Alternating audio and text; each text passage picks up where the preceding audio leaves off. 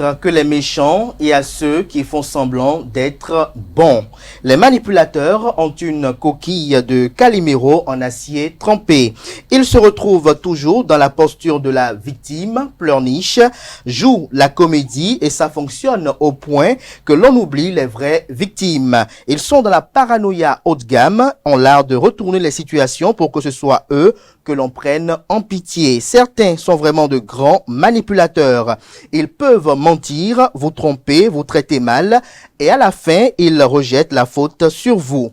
Eux, ils ne sont jamais fautifs et n'ont jamais tort. Eux, ils sont l'incarnation du bien et vous, celui du mal, de la malchance et de tout ce qui est négatif. Ne tombez pas dans leur piège car le manipulateur est comme un dealer. Il vous livre ses doses, vous rend dépendant, s'enrichit, s'éclot en vous méprisant. Le manipulateur est un pervers narcissique accompli. Bonjour à toutes et à tous. Bon réveil matinal, bienvenue sur Free Matin.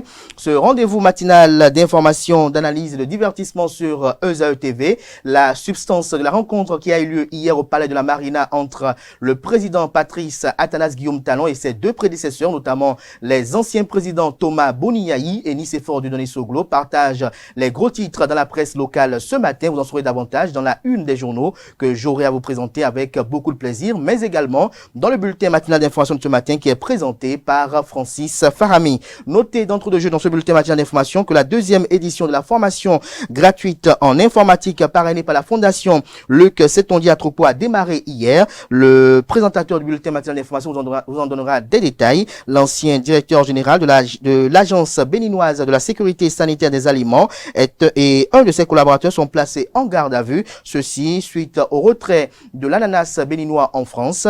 On en parle dans le bulletin matinal d'information et juste après, vous aurez droit à la page des sports avec Annette Dou. Le Bénin a participé au championnat d'Afrique de lutte de plage.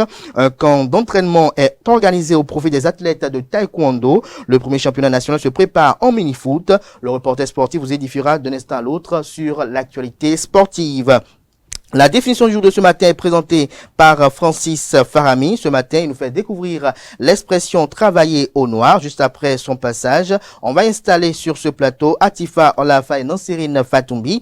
Atifa qui nous parle ce matin de la rubrique trucs et astuces de à quelle fréquence faut-il laver son uniforme de nuit? Nansérine Fatoumbi, selon les prédictions astrologiques recueillies pour vous, chers amis internautes, les amis du signe Scorpion paraissent les plus favorables pour le compte de ce 2 juillet 2024. Natif du signe, votre ténacité et votre persévérance vous permettront de résoudre les problèmes qui se présenteront à vous. Votre capacité à prendre des décisions rapides et efficaces sera de mise ce jour. Juste après ceci, j'aurai installé pour vous le panel de discussion. On aura échangé sur changer de religion par amour, pour ou contre. Ce sera une interrogation à laquelle Carles Kitomé, Nansérine Fatoumbi, Atifa Olafa et Francis Farami auront à répondre. Juste après ceci, avec Atifa Olafa, je vais recevoir pour vous, comme il a de coutume depuis un certain temps, les mardis, le pasteur coach Athanase Kadja, qui est également grand aumônier international. Il est également, sans occulter le fait qu'il est patron d'entreprise, président d'organisation non gouvernementale, expert en immigration canadienne. Avec lui, on parle des 5 niveaux de leadership. Voilà plus ou moins, chers amis internautes, l'ossature de l'émission de ce matin. Juste après l'instant pub, on se retrouve pour parcourir ensemble les unes du jour.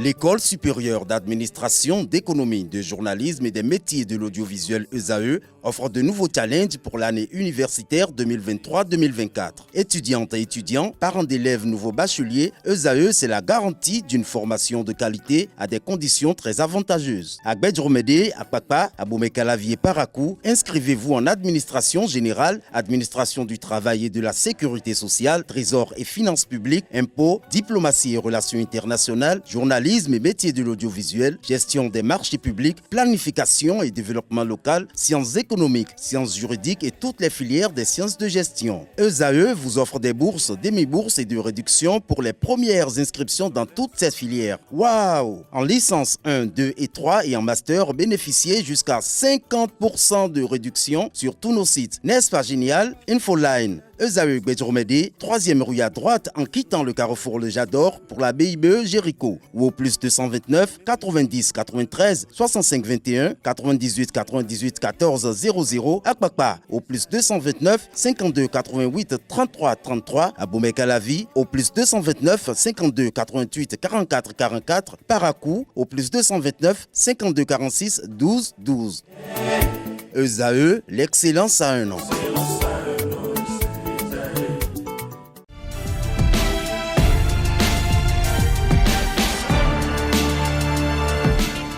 Bonjour à nouveau, chers amis internautes. Nous démarrons la une des journaux comme il est de coutume par le quotidien Maison, le quotidien béninois d'information générale et d'analyse L'Informateur qui titre ce matin en manchette « Crise Bénin-Niger après leur rencontre avec le chef de l'État. Nouvelle mission pour les anciens présidents Nicéphore Dieudonné Soglo et Thomas Boniaï ». Le Canard illustre son titre avec les photos des deux anciens présidents et nous apprend que comme annoncé, les anciens présidents Nicéphore Dieudonné Soglo et Thomas Boniaï ont effectivement rencontré dans l'après-midi de ce lundi 1er juillet 2024 le président de la République Patrice Talon pour lui faire le point de leur séjour au Niger. Au-delà de la satisfaction qu'ils ont affichée, les deux anciens chefs d'État ont désormais pour mission d'œuvrer aux côtés de l'actuel patron de la Marina pour la normalisation des relations entre les deux pays frères. Retrouvez un compte rendu holistique à la page 3 de la livraison de ce matin du Canard qui propose ce matin en deuxième de titre à sa une débordement du plan Koufo, un plan d'urgence pour les victimes. Retrouvez le point de la situation à la page 4. Accostage irrégulier et imprévu de navires à Fidjrosset, l'équipage interpellé, les raisons vous sont exposées à la page 5. Cour spécial des affaires foncières, ces 8 communes de compétences sont exposées dans les colonnes de la page ce matin du Canard. À l'oreille droite, le titre Journal École pour inviter les fidèles lecteurs à découvrir dans les colonnes de sa parution les productions journalistiques des étudiants en formation sur les différents campus de l'ESAE, l'école supérieure d'administration, d'économie, de journalisme et des métiers de l'audiovisuel qui a ses campus dans les villes de Cotonou avec 2 sites, notamment le national à Gbedjormede et celui d'Akpakpa, l'annexe bien évidemment, celui d'Aboumekalavi et de Parakou. Le confrère de Fraternité ce matin manchette, comme d'autres parutions de ce matin, s'intéresse à la rencontre qui a eu lieu hier entre le président de la République et ses 2 prédécesseurs, notamment Thomas Boniaï et Nicéphore Dieudonné Soglo. Le Canard fait observer que les lignes bougent, maintenir le dialogue pour un rapide dégel, estime le confrère. Retrouver son analyse de cette situation très intéressante et préoccupante dans les colonnes de sa livraison de ce matin. Résultat des examens de fin d'année, Ibrahim Issa, l'un des meilleurs de la promotion 2024 au bac français à l'école Montaigne. Retrouver des précisions sur le titre du Canard à la page 2 de sa livraison et nous apprend qu'il s'agit du fils de l'honorable Issa Salifou qui obtient 17,38 de moyenne, mention très bien avec félicitations du jury. Retrouvez des détails dans les colonnes de la parution de ce matin du journal. Le matinal consacre la grande partie de sa parution de ce matin, notamment la manchette à la crise Bénin-Niger, des signes annonciateurs du dégel, titre le Canard en noir et le souligne-t-il d'un trait rouge et nous apprend que depuis le début de la crise entre le Niger et le Bénin, les espoirs de retour à la normalisation des relations entre les deux pays n'ont jamais été aussi prometteurs. Les signes annonciateurs d'un dégel de la crise sont patents après la rencontre du lundi 1er juillet 2024 entre le président Patrice Talon et ses prédécesseurs Nicéphore Dieudonné Soglo et Thomas Boniaï. Le Canard mentionne 2 points en manchette. Talon Soglo et Yahi conviennent des diligences à mener, diminution du volume de transit de 20 à 30% selon le directeur général du port autonome de Cotonou. Retrouvez l'article très édifiant à la page 2 de sa parution de ce matin. Rappel de l'ananas béninois en France.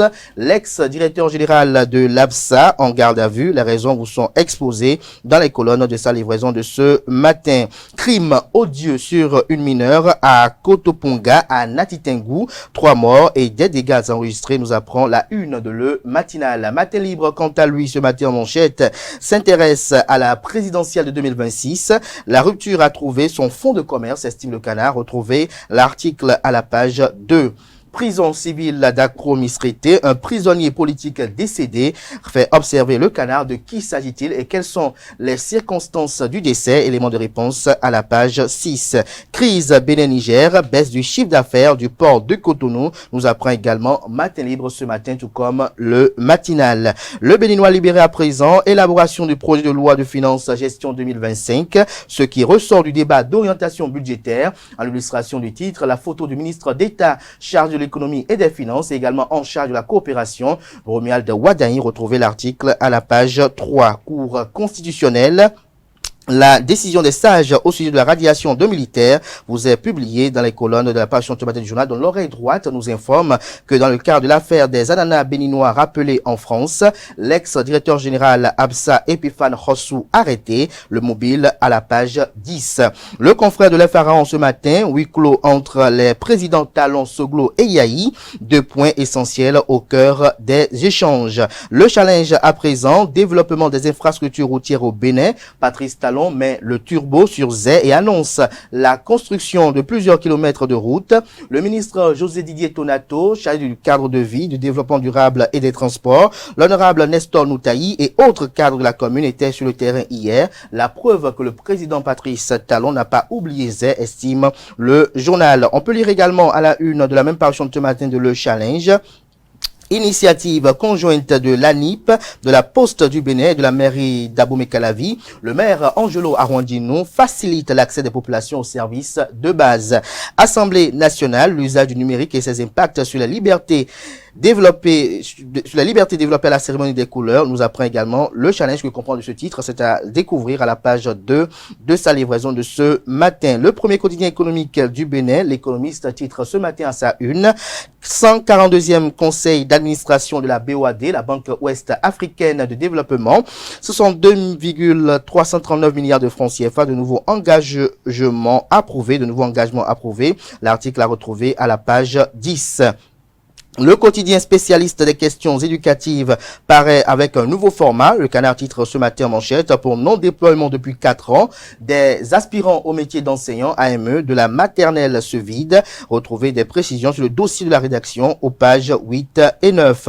Nous passons à présent au confrère First Info. Construction de la clôture du centre de santé de Boricon. Le maire Rufino d'Almeida lance officiellement les travaux. Le confrère de la matinée, Fédération béninoise de pétanque. La CASB suspend le secrétaire général Casimir Djossou jusqu'à nouvel ordre. Retrouvez le mobile de cette suspension dans les colonnes de la page ce matin du confrère. L'investisseur ce matin en manchette, Bénin, le Niger, un atout économique de l'opposition en 2026.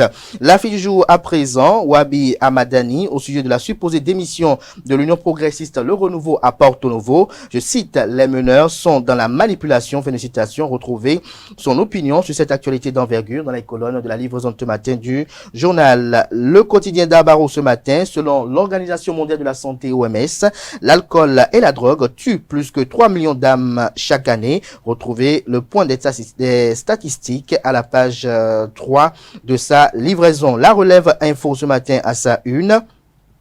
Après la rencontre des 2 anciens chefs d'État avec le président Talon, à quoi doit-on s'attendre désormais, se questionne le confrère. Nous passons à présent à Dynamisme Info, échange avec Talon après Tiani, Soglo et Yahi confortés dans leur démarche pour le dénouement de la crise Bénin-Niger. Également à la une de Dynamisme Info de ce matin, démission agitée à la Force Corée pour un Bénin émergent FCBE dans la 24e circonscription électorale. Y a-t-il autant matière à craindre, s'interroge le confrère. Nous passons à présent à Décryptage Info pour boucler ce matin. 4e revue, MEDC, FEC et première revue du FRD, le Fonds monétaire international FMI, décaisse 67 millions de dollars au Bénin. Le Bénin conserve un risque modéré de surendettement, dit le FMI. L'économie béninoise a fait preuve d'une très forte résilience au choc. Les performances au titre du programme sont robustes, retient le Canard. 2e édition de la formation gratuite en informatique. La Fondation Luxeton Diatropo, engagée pour la professionnalisation des jeunes. Voilà l'essentiel. La retenue de la présentation de quelques titres parus ce jour dans la presse locale. Les quotidiens sont disponibles dans les kiosques, également accessibles en ligne pour ceux d'entre vous disposant bien évidemment de site internet. Place à présent au bulletin matinal d'information et à la page des sports.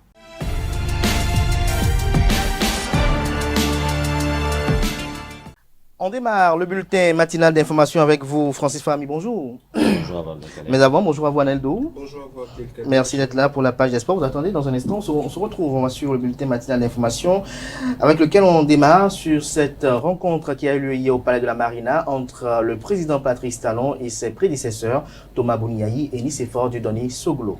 En effet, à toutes et à tous, bonjour. À travers un communiqué, la cellule de communication des deux anciens présidents du Bénin a fait le point de la rencontre entre le chef de l'État Patrice Talon et ses deux prédécesseurs Nicéphore Dieudonné Soglo et Boniaï ce lundi 1er juillet au Palais de la Marina. Les trois personnalités ont convenu des diligences à mener pour un rétablissement rapide du dialogue souhaité par toutes les parties, lit-on dans le communiqué rendu public. Selon les détails, une commission tripartite est chargée de poursuivre le dialogue. Elle est composée des représentants du gouvernement du Niger, des représentants du gouvernement du Bénin et des deux anciens présidents de la République du Bénin. L'ancien directeur général de l'agence béninoise de la sécurité sanitaire des aliments et un de ses collaborateurs sont placés en garde à vue.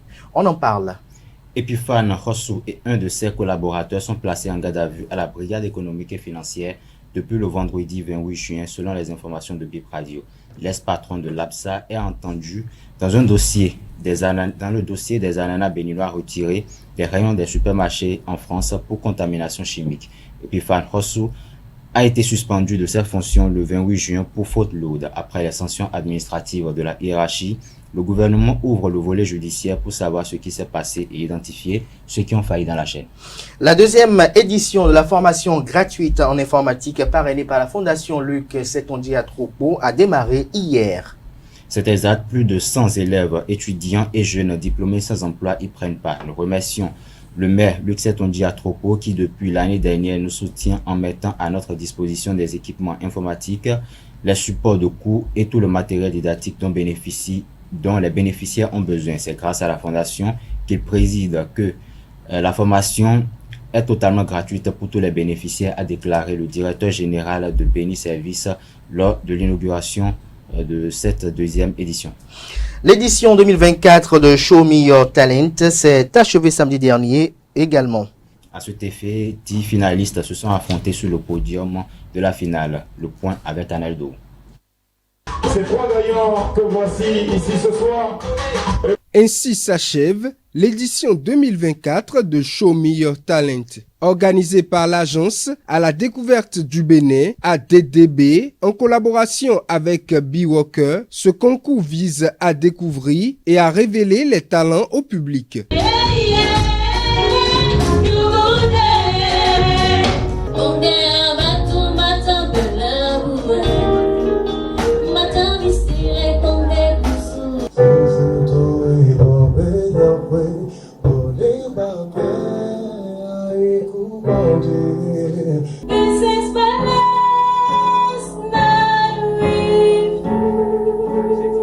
Après deux passages, en individuel et en duo des 10 finalistes, c'est Sagesse à l'année qui est sacrée. Franchement, je ne m'y attendais pas. Parce que la concurrence était vraiment lutte. Parce qu'il y avait beaucoup de critères qu'on donnait et je passais à côté. Et je me disais, bon, mais finalement, ça a été, je suis vraiment content. Une édition qui se termine sur une note de satisfaction. Ça a été une soirée riche en émotions. Je suis très satisfait du résultat que ça a donné et je suis très sûr que les prochaines éditions vont pousser encore la barre bien plus haute. On a été très surpris par les finalistes aujourd'hui. On a vu qu'ils ont repoussé les limites qu'on avait déjà vues sur la demi-finale. On est très content du verdict des jurys. Show Me Your Talent se referme dans la perspective d'impacter davantage à la prochaine édition. L'édition 2024 de La Pause a mis le cap sur Zinvier. Et plus précisément sur la ferme Otola. Il s'agit d'un rendez-vous des opportunités et d'investissement des acteurs du secteur de l'agrobusiness qui a réuni des autorités administratives, des institutions, des entrepreneurs ainsi que des étudiants. Le point dans ce reportage. Nous sommes à la ferme Otola. Il se tient ici le rendez-vous des opportunités et d'investissement des acteurs du secteur de l'agrobusiness. Il s'agit de l'édition 2024 de La Pause. Soyez les bienvenus. Voilà la ferme Otola, une ferme qui est vieille depuis 1998. Donc on était d'abord à Pau et je suis content de recevoir ici le premier serviteur de la ferme. celui qui m'a donné le goût de la ferme. Donc c'est un plaisir pour moi.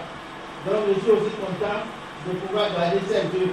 Il y a des personnes, des fermiers, qui ont eu la géniale idée de faire la formation, d'avoir la terre, d'acquérir les compétences, d'avoir le temps nécessaire pour mettre sur pied des joyaux.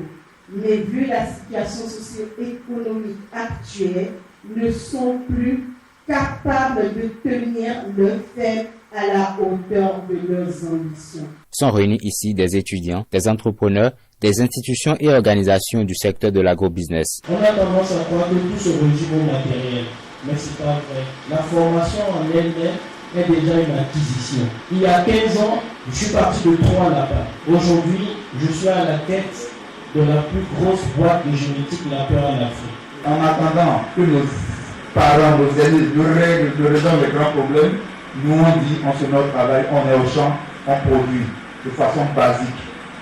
On se rassure juste que les itinéraires techniques soient les plus meilleurs possibles. On se rassure juste que ce ne soit pas seulement ce que nous lisons dans les documents, ce qu'on nous enseigne dans les écoles, que cela soit seulement appliqué. L'édition 2024 de la pause a eu la saveur des spécialités du terroir. La jeune chambre internationale Cotonou Soleil a célébré le samedi dernier son jubilé de perles. Placé sous le parrainage du président de l'Association nationale des communes du Bénin, Luc Setonji Atropo, cette célébration a servi de cadre pour des distinctions, des prestations et bien d'autres. Le point dans ce reportage. Jubilé de pelle de la jeune chambre internationale Cotonou Soleil. Parrainé par le président de l'Association nationale des communes du Bénin, Luc Setonji Atropo, cette célébration vient marquer 30 ans d'action, de service et d'engagement au profit de la communauté. Je voudrais vous féliciter pour les actions réalisées ces 30 dernières années et vous exhorter à la persévérance dans votre engagement au service des communautés.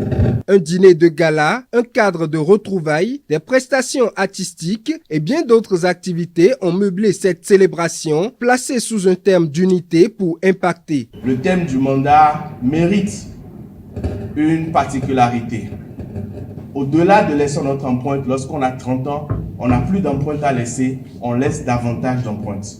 Laisser davantage d'empreintes. 30 années d'existence, la JCI Cotonou Soleil a capitalisé plusieurs expériences. Le parcours a été très édifiant, mais aussi éclairsemé d'embûches qui nous ont permis de nous apprendre de nos erreurs et de travailler pour être plus résilients dans la communauté.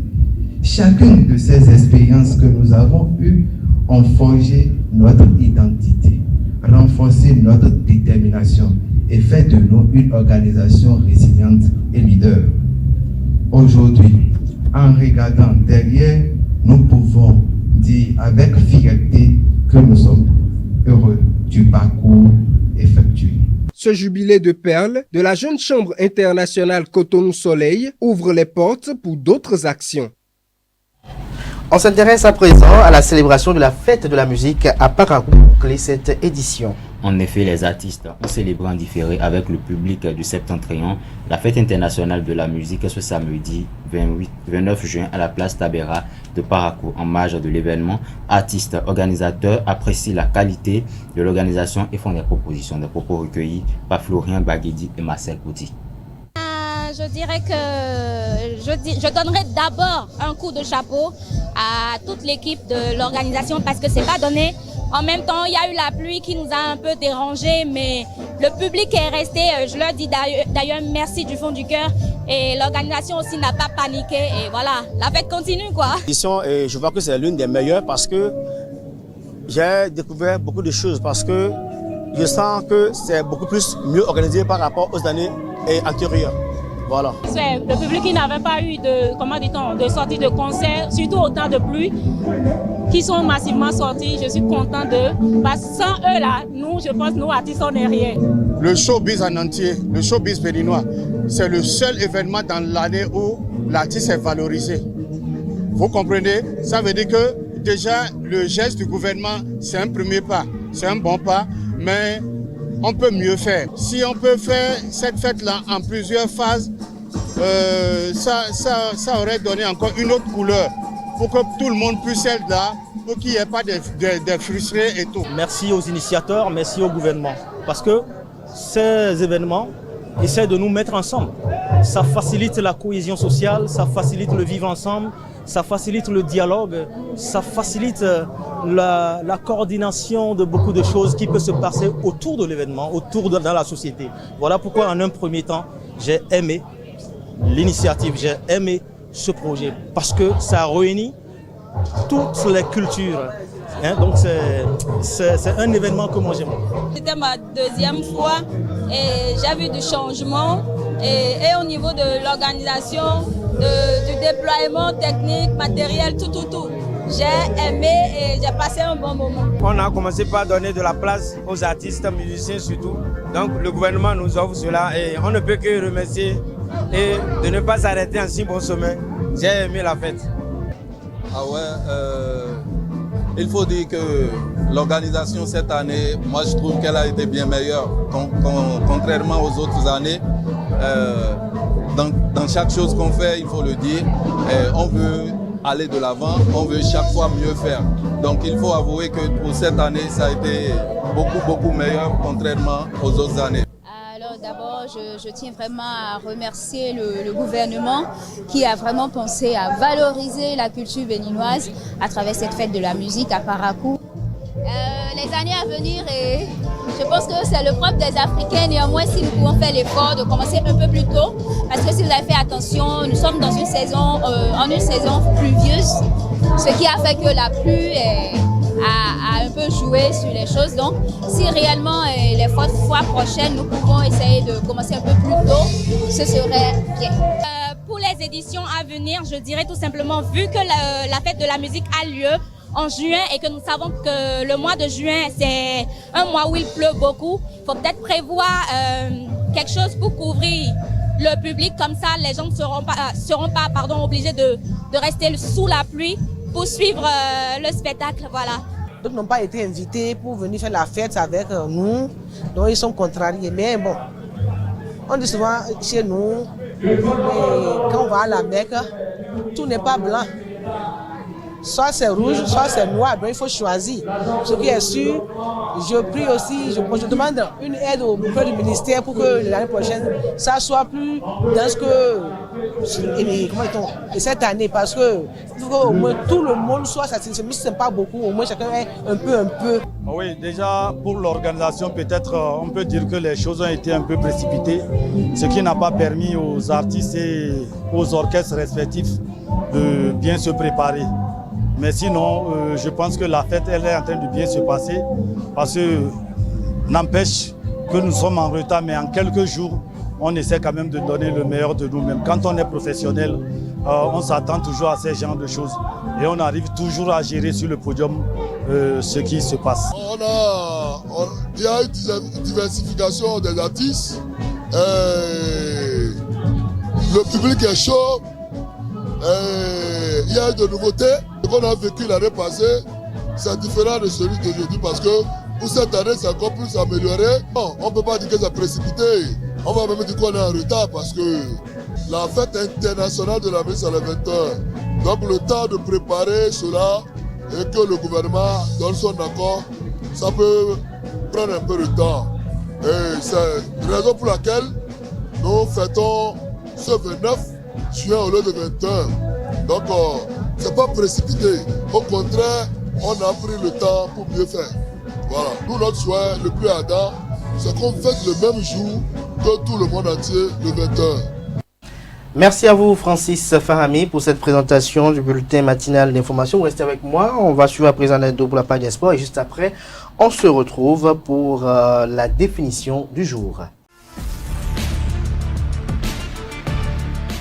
Aneldo, bonjour à nouveau. Bonjour à vous, Le Bénin a participé au championnat d'Afrique de lutte de plage. Effectivement, bonjour chers amis internautes. Le Bénin a participé au championnat d'Afrique de lutte de plage les 22 et 23 juin dernier à Dakar, aux côtés de plus de 1000 lutteurs provenant de 34 pays. Les 6 Béninois, dont 2 dames, ont porté le flambeau tricolore. Gilles Biguet-Zoton, secrétaire général adjoint de la Fédération béninoise de lutte, dresse le bilan de cette première participation. De manière générale, je peux dire que les lutteurs béninois sortent de cette compétition plus expérimentés. La moisson n'a pas été bonne. Elle n'a pas été comme on l'aurait souhaité. Le Bénin quitte cette compétition avec une place de 4e africain dans la catégorie des moins de 90 kilos. C'est bien sûr le lutteur de Eulizo Lutte Club, Tchédé Ayelodjou Kizito, qui a raté le bronze à 2 cheveux près. Il faut tout simplement dire que le bronze, il l'aurait pu l'avoir. Il lui a manqué seulement l'expérience, tout simplement, face à Ahmed Mahamoud de l'Égypte. Il a fleuré cette médaille. On va pas faire le procès de la VAR parce que le combat, il a bien entamé, mais il menait même un point. Voilà, 2. Puis finalement, la décision de la VAR est intervenue, je dirais, est allée à sa défaveur. De l'autre côté, les filles Sofiat Adjaï, Sofiat Nelly et Kawiat Issifou ont quand même fait de leur mieux.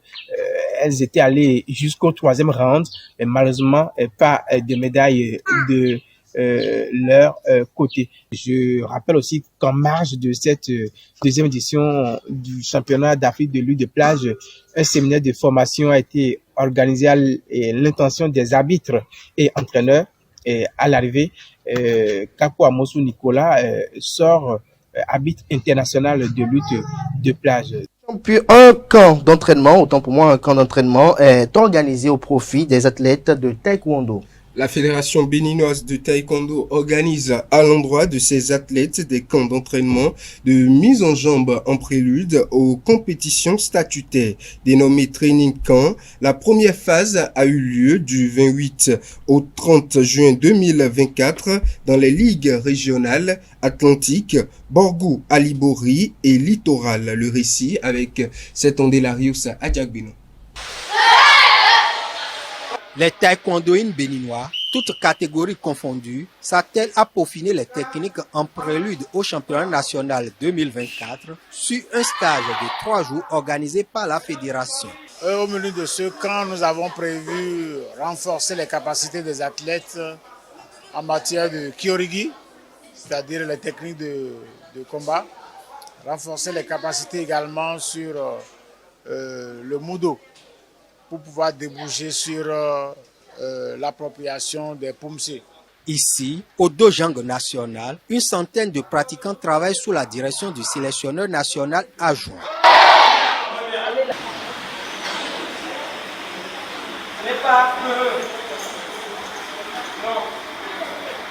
L'explosivité, la coordination, l'harmonie constituent entre autres les points sur lesquels porte la séance du 2e jour du stage ce samedi 29 mai 2024. En fait, c'est la continuité du premier jour. Nous sommes sur le volet Pumse et ensuite nous allons enchaîner avec le Kyorigi, les techniques de combat.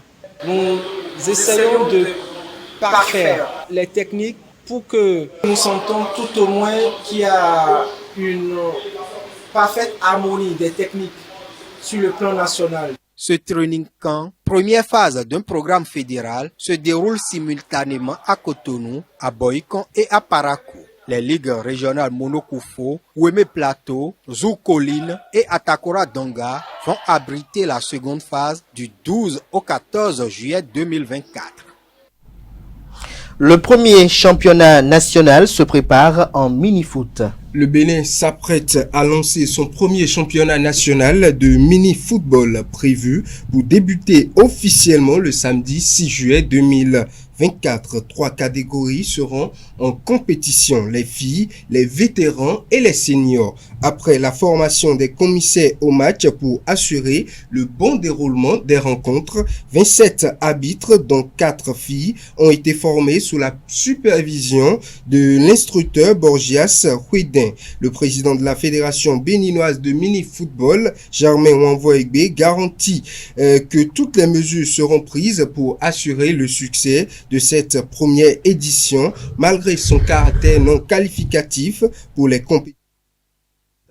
Les équipes vainqueurs recevront des prix substantiels en nature et en espèces. Le coup d'envoi aura lieu au stade René Pleven d'Apokpa avec un programme de match passionnant débutant par une confrontation entre Dynasty Football Club et Victoria Football Club dans la catégorie notamment des filles.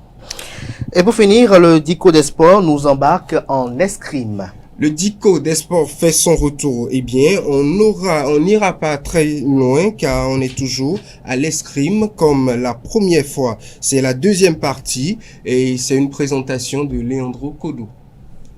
Bonjour chers amis sportifs, ce deuxième numéro du Dico des Sports au cœur de l'escrime évoque les règles de jeu de cette discipline. L'escrime est un sport de combat qui oppose deux adversaires armés d'une épée, d'un fleuret ou d'un sabre. Voici les règles de jeu principales de l'escrime. 1. Objectif du jeu. Le but de l'escrime est de toucher son adversaire avec son arme tout en évitant d'être touché soi-même. 2. Touche valable. Pour qu'une touche soit valide, elle doit être portée avec la pointe de l'arme sur la zone valable de l'adversaire. Chaque arme a ses propres règles de touche valable. 3. Arbitrage. Un arbitre est présent pour superviser le déroulement du match, vérifier la validité des touches et attribuer les points aux combattants. 4. Les règles de priorité. En escrime, il existe des règles de priorité qui déterminent lequel des deux combattants a le droit d'attaquer en premier. Ces règles varient en fonction de l'arme utilisée. 5. Les touches. Un point est attribué à chaque fois qu'un combattant touche son adversaire de manière valide. Le combat se déroule en plusieurs assauts et le premier à atteindre un certain nombre de points remporte la victoire. 6. Protocole de salut. Avant et après le combat, les escrimeurs doivent se saluer correctement en signe de respect et de fair play. 7. Équipement de protection. Les escrimeurs doivent porter un équipement de protection approprié, comprenant un masque, une veste, des gants et un pantalon spécial pour éviter les blessures. Ces règles de jeu sont essentielles pour assurer un combat équitable et sécurisé en escrime. Merci de nous avoir suivis. On se retrouve demain pour une nouvelle leçon sur la pratique de l'escrime.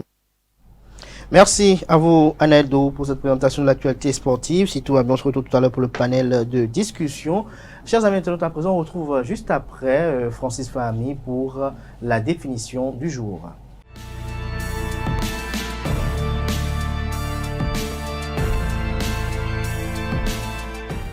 La définition du jour, Francis Fahmi, travailler au noir. À toutes et à tous, rebonjour. Cette expression familière et populaire signifie travailler de façon illicite, dissimulée et non déclarée. Ainsi, l'employeur ne verse pas de taxes ni de charges à l'État. Cela concerne souvent des petits travaux ne demandant pas de qualification tels que la garde d'enfants, certains emplois dans la construction. Cette expression n'a aucun rapport avec l'esclavagisme. Elle puise son origine au Moyen-Orient. À cette époque, le travail était réglementé de telle façon qu'il était interdit de faire travailler ses employés après le coucher du soleil afin de leur ménager un certain équilibre. Donc tout travail plutôt après la tombée de la nuit se faisant à la lueur des chandelles était considéré comme illégal. Chers amis internautes, c'est tout pour la définition de ce matin. Vous êtes-il arrivé une fois de travailler au noir? Oui, mais est-ce qu'on pourrait vraiment appeler ça un travail? J'ai juste aidé mon cousin à arranger quelques trucs au magasin, il m'a payé, donc c'est pas vraiment travail. Mais d'une certaine manière, c'est travailler au noir quand même. À part ça, suite à cette expérience, il n'y a pas une autre? Bon, pas tout de suite quand même. En toute sincérité, hein? En toute sincérité, oui. Je ne sais pas si je peux vous retourner la question quand même. Dommage que ce soit moi qui pose la question ici ce matin. Merci à vous, Francis Fahmi, pour cette présentation. À présent, j'appelle en plateau Nasrine Fatoumbi et Atifa Olafa. Atifa Olafa pour les trucs et astuces et Nasrine Fatoumbi pour les prévisions astrologiques du jour.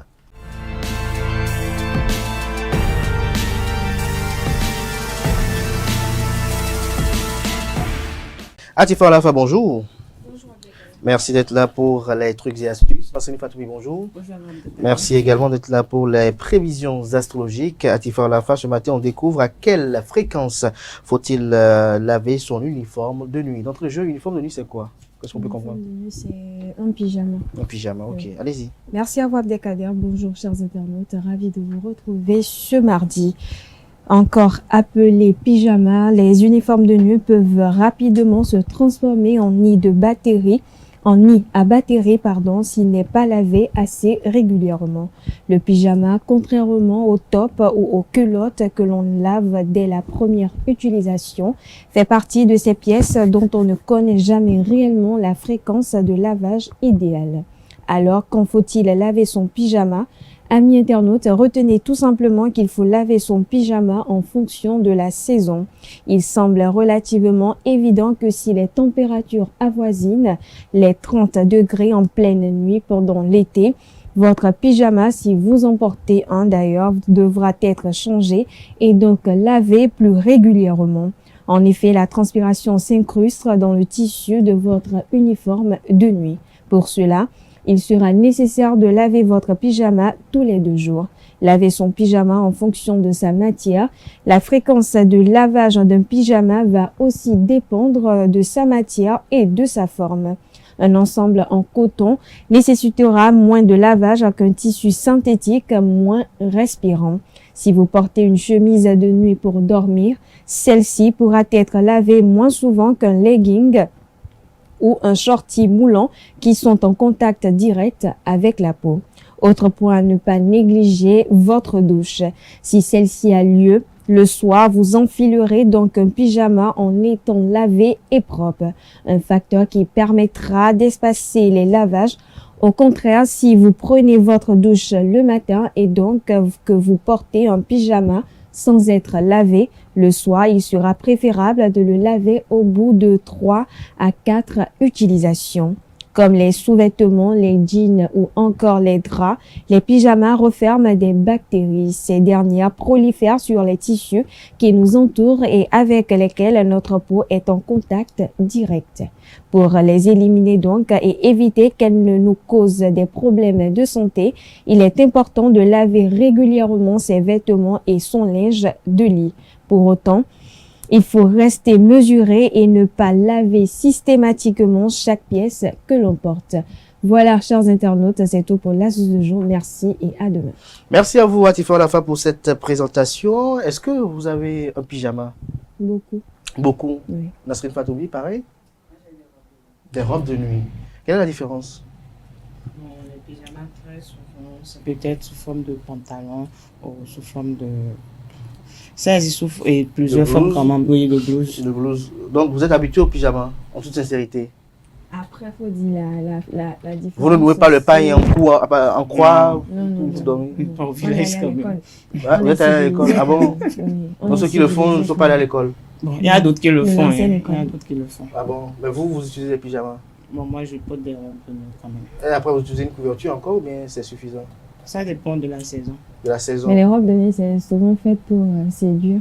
Pour séduire. Pour inciter son partenaire. Les robes de nuit, c'est pour séduire et inciter. Mais vous ne savez pas avec qui Nassrine passe la nuit, elle? Bon. Pourquoi vous posez cette question? C'est sa vie privée, vous voulez encore piquer sa vie privée, non, là? C'est pas comme ça, je sais pas que je me mêle de sa vie privée, je le dis juste comme ça. Je le dis comme ça. Et vous, quand vous mettez le pyjama, vous arrivez à bien dormir?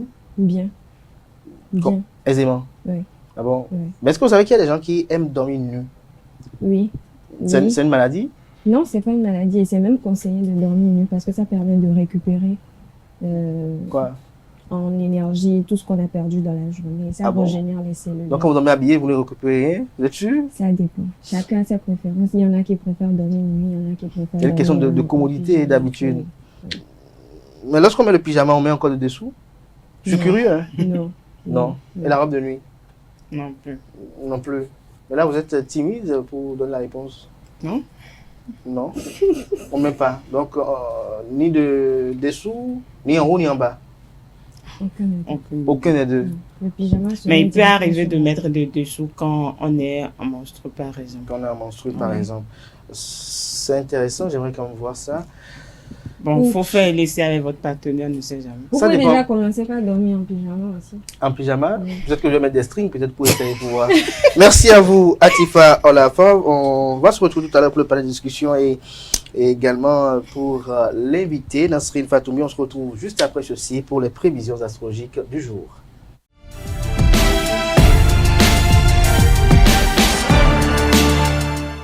Les prévisions astrologiques avec vous, Nasrine Fatoumi. Bonjour à nouveau. À nouveau, bonjour Abdelkader Achiro, ami de la rubrique Horoscope. Bonjour Bélier, votre motivation et votre énergie vous permettront de relever avec brio les défis qui se présenteront à vous au cours de cette journée. Chez Taureau, la sérénité et la confiance en vous seront vos meilleurs alliés. Aujourd'hui, n'hésitez pas à partager vos inspirations. Elles pourraient vous ouvrir de nouvelles portes. Gémeaux, votre esprit d'équipe et votre capacité d'adaptation seront vos atouts majeurs. Vous saurez trouver les solutions adéquates pour mener vos projets à bien. Natif du signe Cancer, cultivez la gratitude et la bienveillance envers vous-même et les autres. Ne baissez pas les bras et les efforts fournis seront récompensés. Lion, votre leadership et votre confiance en vous permettront de mener à bien les projets qui vous tiennent à cœur. Ne sous-estimez pas l'importance de la communication. Chers amis vieilles, suivez vos passions et vos envies. Elles vous conduiront sur le chemin de l'épanouissement et du bonheur. Votre professionnalisme sera apprécié et reconnu par vos supérieurs. Balance à présent, votre empathie et votre générosité vous permettront de tisser des liens solides et durables. N'hésitez pas à mettre en avant vos idées et à les défendre avec conviction. Chers Scorpions, votre ténacité et votre persévérance vous permettront de résoudre les problèmes qui se présenteront à vous. Votre capacité à prendre des décisions rapides et efficaces. Sagittaire, la curiosité et l'ouverture d'esprit seront vos clés pour découvrir de nouveaux plaisirs et enrichir votre vie aujourd'hui. Amis Capricorne, n'hésitez pas à vous investir pleinement dans les tâches qui vous sont confiées. La communication sincère et authentique sera la clé pour consolider vos relations. Avant-dernier signe du zodiaque Verseau, bien évidemment, votre créativité et votre originalité seront vos atouts majeurs pour vous démarquer et innover dans votre travail ce jour. Poisson, pour finir, n'hésitez pas à vous impliquer et à mettre en avant vos compétences pour réussir dans vos projets professionnels. Cette attitude vous permettra de mieux vivre les aléas de la vie. Abdelkader, c'est tout pour le message des astres de ce mardi matin. Merci pour cette présentation des prévisions astrologiques du jour. Vous restez en plateau. Nasrine Fatoumi et Atifa Olafa. Peut-être Atifa va passer de ce côté-là.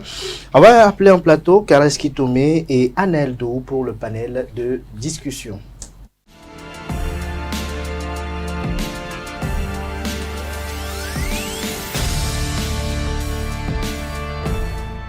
Le panel de discussion, Carles Kitomé, bonjour. Bonjour Abdelkader Achiro. Merci d'être là, Carles Epiphane Kenom, Kitomé, Epiphane Kitomé, autant pour moi. Merci d'être là, Nasrine, Anaël, Atifa, bonjour à nouveau. Bonjour à nouveau. Atifa, à la fois quand vous vous sentez de vous retrouver à côté d'Anaël le matin? Qu'est-ce que je vais dire? On n'a pas le choix. En tout cas, j'ai pas le choix. Mais si vous avez le choix. Non, c'est pas désagréable, mais parfois c'est un peu agaçant. Un peu agaçant. Oui, d'être à vos côtés tous les jours. Oui, c'est parce que si vous dites des bêtises, je peux vous faire lâcher. Vous voyez votre taille. Carles Kitomé, est-ce qu'il vous est arrivé une fois de changer de religion par amour? Bonjour à tous. Oui, ben ça m'est arrivé. C'était comment? Quelle était la motivation? Sa beauté? Beauté. C'est Daniel qui dit ça, sa beauté est arrivée. Non, mais en fait, je m'étais engagé dans une relation à un moment donné où j'avais décidé de me marier et j'avais trouvé une personne que j'aimais beaucoup. C'est une bonne décision de se marier? Oui, c'est parce que j'avais l'âge, j'avais 28 ans, oui, j'avais 27, 28 ans et j'avais senti que c'était le moment de se marier. Vous avez abordé depuis, hein? Pardon? Vous parlez indirectement des gens ici? Ah ouais. Donc je me suis engagé dans une relation sérieuse, très sérieuse et au bout d'une... Avec une chrétienne, une évangélique? Moi je suis chrétien, je suis né catholique et tout. Mais j'avais rencontré une femme qui pratiquait l'islam, entre griffes, je dis entre griffes. Pourquoi vous ne faites pas les 5 prières? Non, je vais expliquer, il n'y a pas de souci. On est très curieux. Donc elle était... Vous avez vu Nasrine, elle écoute tout. Et donc, vous savez, au bout de... En fait... Après un an de relation, il y a eu un événement et par rapport à ça, il fallait officialiser les choses. Donc, on s'est entendu étant donné que les musulmans, c'est des gens un peu radicaux. Oui, je le dis comme ça. Pour mon expérience, je le dis. Il fallait forcément que moi, je rentre dans les rangs et tout. Ben, moi, je dis, bon, moi, je t'aime. Si ce n'est que ça, ce n'est rien du tout. Dire là, c'est rien du tout pour moi. Je sais que Dieu, il est dans mon cœur. Je l'adore. Même si j'ai appris à adorer Jésus, ben, ça ne change rien. Même après la mosquée, je ferai mes prières. J'avais appelé Jésus. Je n'aurais commis aucun crime. Et donc, on s'est mis dans la relation. Et un beau jour, j'ai fait les cours coraniques. J'ai acheté le Coran. Donc, vous avez utilisé le chapelet? Non, mais je sais le faire. C'est parce que je ne veux plus. La poudre pour l'ablution? J'en avais au boulot et puis à la maison. Boubous, des chapeaux? J'avais tout. Du tapis de prière? J'avais tout. Il ne manquait rien. Les vendredis, j'étais toujours à la mosquée. C'était la Mecque qui manquait? Oui, il n'y avait que ça. Et je faisais même le jeûne. Et puis là, j'ai fait une belle expérience avec le jeûne. Je ne savais pas que je pouvais résister à un truc de ce genre. Je dis truc pas pour dire que c'est pas bien. Mais je ne savais pas que je pouvais faire l'exercice. Et j'ai appris à faire ça. Je fais les 30 sans peine et je pouvais en faire plus même. Ça, c'est une belle expérience. Et donc, je l'ai beaucoup aimé. Moi, je me suis converti à l'islam. Et moi, j'ai fait tout ce qu'il fallait pour que ça se passe bien. Avant de me retrouver vers Atifa, j'ai une question quand même précise. Je suis sûr que nos amis internautes qui nous suivent veulent savoir. Est-ce par amour que vous l'avez fait? C'était simplement par amour. Parce que je m'en foutais de ses parents. Ses parents, pour moi, c'était rien. Je les respectais et tout. Mais moi, mon objectif, c'était d'être avec la personne que j'aimais. Bon, mes parents, bon, forcément, les gens n'étaient pas d'accord. Mais j'ai dit, mais c'est moi, c'est ma vie. Je m'engage avec. Mais qu'est-ce qui vous a plu chez celle-là? Ah ben, tu savais, je l'ai toujours dit sur ce plateau, quand on aime quelqu'un, on ne sait pas décrire. On ne peut pas dire ce qu'on aime. Si quelqu'un dit je t'aime pour une raison, c'est un menteur, c'est un tricheur, c'est un voleur. C'est pas quelqu'un, il faut le fuir. C'est un manipulateur, il faut le fuir. C'est affaire, il vous flatte. Celui qui aime, il ne sera jamais en mesure de dire exactement pourquoi. Jusqu'à ce jour, je ne peux pas dire. Et il est malade de son amour. Ouais, je ne peux pas dire à ce jour pourquoi je l'aimais, mais j'étais prêt à m'engager à construire ma vie avec elle. Je m'étais investi à 100% dans cette relation et c'est pour ça que j'avais fait dos entre griffes à ma religion. Mais je disais tout à l'heure qu'elle était musulmane en griffes parce que c'est à la fin de la relation que j'ai appris que en dehors de la mosquée, elle fréquentait certains couvents, certains couvents qui avaient des pratiques proches de l'islam. Ces couvents de tronc. Donc, elle fréquentait un couvent de tronc. Et puis, vous savez, il y a beaucoup de similitudes entre les deux. Oui, c'est un prolongement. Quand j'ai su à la fin, j'ai enquêté un peu, j'ai vu qu'il y a beaucoup de similitudes. Il faisait le jeûne en même temps que les musulmans. Il y avait beaucoup de il y a aussi une sorte de divinité dedans aussi qui... Bon, vraiment, c'était... En fait, je me suis fait un peu baigner dans cette histoire. Parce que je ne suis pas vaudouisant et je ne voudrais même pas être vaudouisant. Je connais le vaudou, mais je ne voudrais pas. Et elle était musulmane et vaudouisante à la fois. Et moi, je me suis elle était tronisante à la fois. Bon, moi, c'est pas. Atifa, à la fin, vous êtes musulmane, c'est ça? Oui. Est-ce que vous accepteriez vous convertir par amour? Non. Pourquoi non? Je n'accepterai pas parce que, comme vous l'aviez dit, je suis musulmane, c'est ma religion, l'islam. Et je suis née là-dedans. Et je ne me vois pas me convertir pour quelqu'un. Mais si vous l'aimez? Si je l'aime, il n'y a pas moyen. Il n'y a pas moyen? Non. C'est quoi? Vous êtes dissous de l'amour? Autant chacun prenne des chemins différents. Ah bon? Parce que lorsque vous savez que vous ne pouvez pas épouser ou bien vous ne pouvez pas être en relation avec quelqu'un qui ne partage pas les mêmes croyances religieuses que vous savez déjà comment orienter vos choix, vous savez comment orienter votre cœur. Pour vous, quel est le point d'ancrage de l'amour? Le point d'ancrage, c'est-à-dire à quel moment l'amour naît pour vous? Je ne saurais le dire. Est-ce que vous avez été amoureuse une fois? Si, j'ai été amoureuse. C'était comment? Très agréable. Agréable? Oui. Palpitant? Très. Émotionnel? Le genre d'amour qu'on ressent quand on voit une personne, on l'aime. Pas lorsqu'on voit quelqu'un, on est heureux d'aller prendre une pizza, d'aller prendre un jus de fruits au restaurant, d'aller à la plage se promener dans la même tenue vêtue. Ça n'a rien à voir. Rien. Ça n'a rien à voir. Je suis déjà tombée amoureuse une fois et je ne changerai pas ma relation, ma religion, pardon, par amour, ni pour quelqu'un. Je suis sûr que dans ce Fatoumi peut se convertir. Je ne pourrais être un frein à l'amour, moi, à mon avis. Ou bien. Merci, Kalaski Tomi, je suis d'accord avec vous. Nasrine Fatou, oui, vous? Mais malgré ça, vous n'avez pas épousé l'autre parce que vous avez su qu'elle était aussi. Non, même pas, non. Il y a eu d'autres problèmes sur moi. C'est après la relation que j'ai su tout ce qu'il y avait derrière. Et pourquoi vous n'avez pas continué la relation avec elle? Enfin, d'accord, comme vous le voulez, moi je vais vous le dire. Vous savez, moi je me suis converti, mais ces musulmans ne m'ont jamais accepté. Ses parents? J'ai dit ces musulmans, ils m'ont jamais accepté. C'est bien ça. J'ai dit c'est pas seulement ses parents, mais vous savez, tous ceux-là autour, ils ne m'ont jamais accepté. Ils m'appelaient Kéferi ou bien ils ont un mot bizarre là. Ben, ils disaient ça dans mon dos. Non, je ne sais pas. Comment vous avez su? Non seulement vous êtes un Kéferi, mais vous êtes un Mounafiki. Vous foutez de moi quand même. Mais c'est pas grave. Vous savez, il a fallu que je sorte de cette relation pour comprendre. Parce que moi, j'étais aveugle, j'aimais et puis je vivais de mon amour. Je ne savais pas, mais on m'avait toujours mis, je suis sur le banc de touche. Hein, j'ai signé un bon contrat, mais c'était sur le banc de touche. Je n'avais pas le droit de jouer, je n'avais pas le droit à beaucoup. Et vous faites quoi alors? On vous empêchait de, même pas, on ne vous permettait même pas de porter les crampons. C'est ça, c'est méchant. Nasrine Fatou, vous avez posé une question à la Kales Kitomé, et je vous repose la même question. Est-ce que vous avez aimé une fois? Oui. Sérieusement, sincèrement? Ou... Très sérieusement. Et c'était comment? Agréable. Agréable, comment tu fais? Ça va vous dire qu'on a le même type d'amour ou vous avez aimé la même personne? Non. Mais vous, est-ce que vous pouvez tomber amoureuse d'un vaudouisant? Non. Même chrétien là, c'est déjà trop parti. Jusqu'à aller voir un vaudouisant, tomber amoureuse d'un vaudouisant. Votre cœur là, il a les yeux. Donc vous ne pouvez pas tomber amoureuse. Pourquoi? Ce qui est interdit, c'est interdit. Donc faut pas prendre des risques. Est-ce que le nom de vous et de Latifa est lié au stigmate des parents? Parce que vous vous dites, bon, tiens, je suis de père et mère musulmane, et donc débarquer et dire que mon mari c'est le fils d'un Bokono ou bien c'est un Bokono, vous avez peur des foudres parentales ou c'est lié purement par pure conviction? Hormis que les parents mettent déjà des barrières là-dedans. Donc les parents mettent des barrières? Oui, les parents mettent des barrières. Aussi, c'est lié à ma conviction parce que je ne me vois pas mettre avec quelqu'un qu'on ne... Bon, on dit très souvent que c'est les mêmes dieux, mais c'est la manière dont on les invoque, on les adore qui est différent.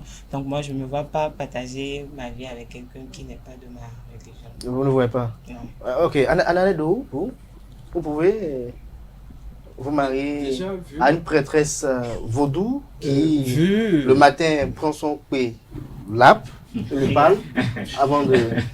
Vous savez, le terme dit, est-ce que vous pouvez changer de religion par amour?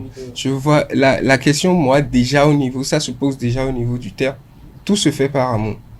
On peut tout simplement poser le thème en disant, est-ce que vous pouvez changer de religion pour quelqu'un, par exemple? Mais dit par amour, vous savez, l'amour est beau, l'amour n'a pas de raison. Vous n'avez pas de... Là, apparemment, l'expérimenté en amour nous parle, là. Ce n'est pas que je suis expérimenté, mais vous vivez l'amour jusqu'à présent? Oui, je l'affirme. Vous êtes amoureux. Clairement. Vous êtes amoureux. Vous êtes très heureux. Je suis très heureux.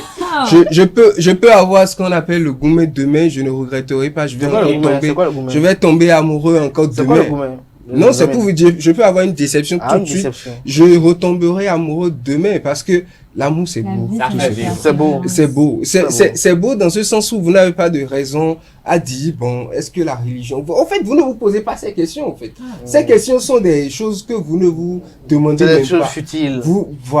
Vous investissez, parce que quand vous aimez, au fait, ce n'est que la personne qui est en face qui compte. La seule chose à laquelle vous devez veiller, c'est si la personne en face vous aime autant que vous l'aimez. C'est tout. Si la personne en face vous aime autant que vous l'aimez, je crois que les parents ne sont même pas des freins. Et si je veux changer de religion pour mon mari, ou je veux changer de religion pour ma femme, c'est que... Vous êtes sûr que votre père ne peut pas être un frein pour une religion, par exemple, Anadou décide d'aller chez lui à Adja, à Tikpé. Anadou va à Tikpé chez lui à Adja et... Il peut décider quoi? Et il prend peut-être la fille du plus grand féticheur, qui est quand même une grande prêtresse, et Anaël dit que bon, c'est son épouse. Anaël, du jour au lendemain, commence par se vêtir en tenue rouge, blanche, noire. Son père a Anaël dit qu'il est amoureux. Je rends grâce à Dieu déjà que je n'ai pas de parents qui me font faire ce qu'ils veulent.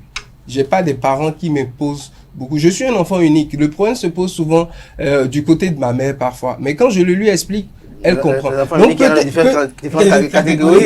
Peut-être, il y en a qui sont pas du tout orientés. Non, c'est pour vous dire que je ne suis pas du genre on ne me pose pas des choses. Donc dans ce sens, là c'est pas votre caractère qui fait que bon les parents non pas forcément des caractères, mais quand les parents vous laissent dans vos choix, c'est-à-dire on vous laisse pour vous dire faites vos choix vous-même. Vous assumez les conséquences. Maintenant, les parents vont vous donner des conseils, pas de façon à vous dire quittez là, mais vont vous dire il y a des implications. Ça peut avoir des conséquences et tout. Même vous savez quand les parents laissent aller, il y a des choix quand vous faites. Attendez. Je ne vous ai pas interrompu quand vous étiez en train de parler. Allez-y, il n'y a pas de problème. Donc, vous calmez. Donc, je le disais tout à l'heure, vous voyez, je perds mes idées. Quand nous sommes dans des conditions où, vous voyez par exemple Carles Kitomen, quand il a posé tout à l'heure, la seule précaution à prendre, c'est que quoi? Souvent, quand on est de la même religion, on se comprend plus vite. Vous avez compris l'exemple de Carles Kitomen, je vais quand même revenir sur ça avec lui, qu'à un moment donné, il y a eu un fait qui a fait dissoudre l'amour. Le problème, c'est que quoi? Quand on est ensemble, ou bien quand on est de la même religion, c'est peut-être là où je suis un peu d'accord avec vous. C'est qu'on se comprend plus vite. On arrive à trouver des solutions plus vite à des choses. C'est pour ça, mon amour, je n'irai pas chercher mon amour dans un endroit qui m'est totalement opposé. Je suis chrétien. Mon amour, je n'irai pas chercher ça dans le temps. Mais si vous tombez amoureux devant une vaudouisante, on tombe amoureux. Il faut forcément, pour tomber amoureux, je ne vais pas tomber, on n'a pas dit rencontrer. Je ne vais pas voir une personne, l'image d'une personne pour tomber amoureux. J'ai forcément une proximité avec cette personne. Ah, vous avez tombé amoureux d'une photo? J'ai forcément une proximité avec, non, le désir est différent. L'amour virtuel. Le désir est différent. Ah, ça arrive. Donc, n'allons pas. Moi, il y a des superstars que je rencontre sur les réseaux sociaux. Est-ce que vous pouvez travailler toute votre vie, gagner de l'argent toute votre vie, et peut-être, vous savez, toute votre vie, tout ce que vous avez, ça vaut peut-être 10 millions. Et on vous dit, par exemple, vous dites que vous êtes tombé amoureux d'une photo d'une fille, vous pouvez dépenser ces 10 millions, quitte à vous déplacer, la voir, et c'est fini là, quoi. Ne sachant même pas ce qui pourrait se passer. Comment il aime et comment il se dévoue à son amour. Je ne pense pas que vous pouvez le faire. À présent, on va suivre quand même ce qu'en pensent nos amis internautes de la thématique du jour et on revient pour poursuivre les commentaires. Je ne vais pas changer ma religion par l'amour. Des malèles, et nous devons que nous vivons dans la fond. Nous devons que nous vivons dans la fond. Nous sommes tous les temps. Zizan et ton fond nous sommes tous. Mais les timons n'ont malenu, et quand t'as malenu, ils n'ont si où ils sont étonnants, et on veut nous malin de là-bas, nous que ils croient ta fond. Si nous pas tiens nous, et bien Dieu nous, quand pas tiens sur nous dit, donc filer voir ce tout pour nous après la quinte de voir nous les il a fait tout les dias comprendre. De nous bien pour qu'on me pas connaître. Donc fond mi t'es tombé, était nous ta malin nous était nous père. Parce que mais bien nous polé. Quand on parle un peu de la religion, c'est le même Dieu que nous adorons. Il n'y a pas de différence de c'est le même Dieu. Quel que soit chrétien, animisme ou fétichisme ou musulman, c'est le même Dieu qu'on adore. Mais la manière dont on adore ça diffère. Donc si par amour elle-même, elle peut me suivre. Il y a miséricorde, bon, moi, je suis musulman, mais je suis obligé de faire un miséricorde. Oui, je suis. Tu es chrétien, je suis et la musulman il dit alors il faut na kindo comme de forcer ma ko kuti damio e gbejo ibo nu kon ta fonu bo o fonu kon si pe mo ta ibo a e no je si mi na kendo ko pe ni le mi amon to na e le bi o wan yin we mais le ti o inozi alo bo no mo tene o kinu e le bi o wan yin we ni ado wan nu me o je we mo me resulu yin wan nu yo are o anabi o male. Retour plateau, Carles Kitomen nous a suivi tout à l'heure nos amis internautes sur la thématique du jour, changer de religion par amour, pour ou contre. Finalement, vous êtes comment? Pour ou contre? Mais je crois que ça ne vaut pas la peine. Après votre expérience. L'amour ne peut, la religion ne peut pas être un frein à l'amour, mais est-ce qu'on a vraiment besoin de changer de religion? Je crois qu'il faut connaître Dieu. Il faut cohabiter. Non, il faut connaître Dieu. Quand on connaît Dieu, le choix il est clair.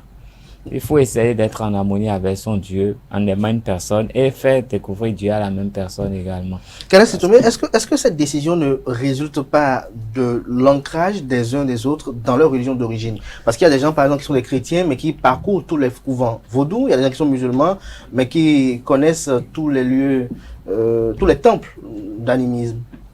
Non, connaître les temples et parcourir les couvents, ce n'est pas encore un problème, mais c'est la pratique.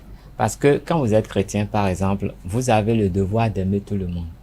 Vous devez aimer l'animisme, vous devez les aimer d'abord en tant qu'être humain, parce que c'est des créatures divines.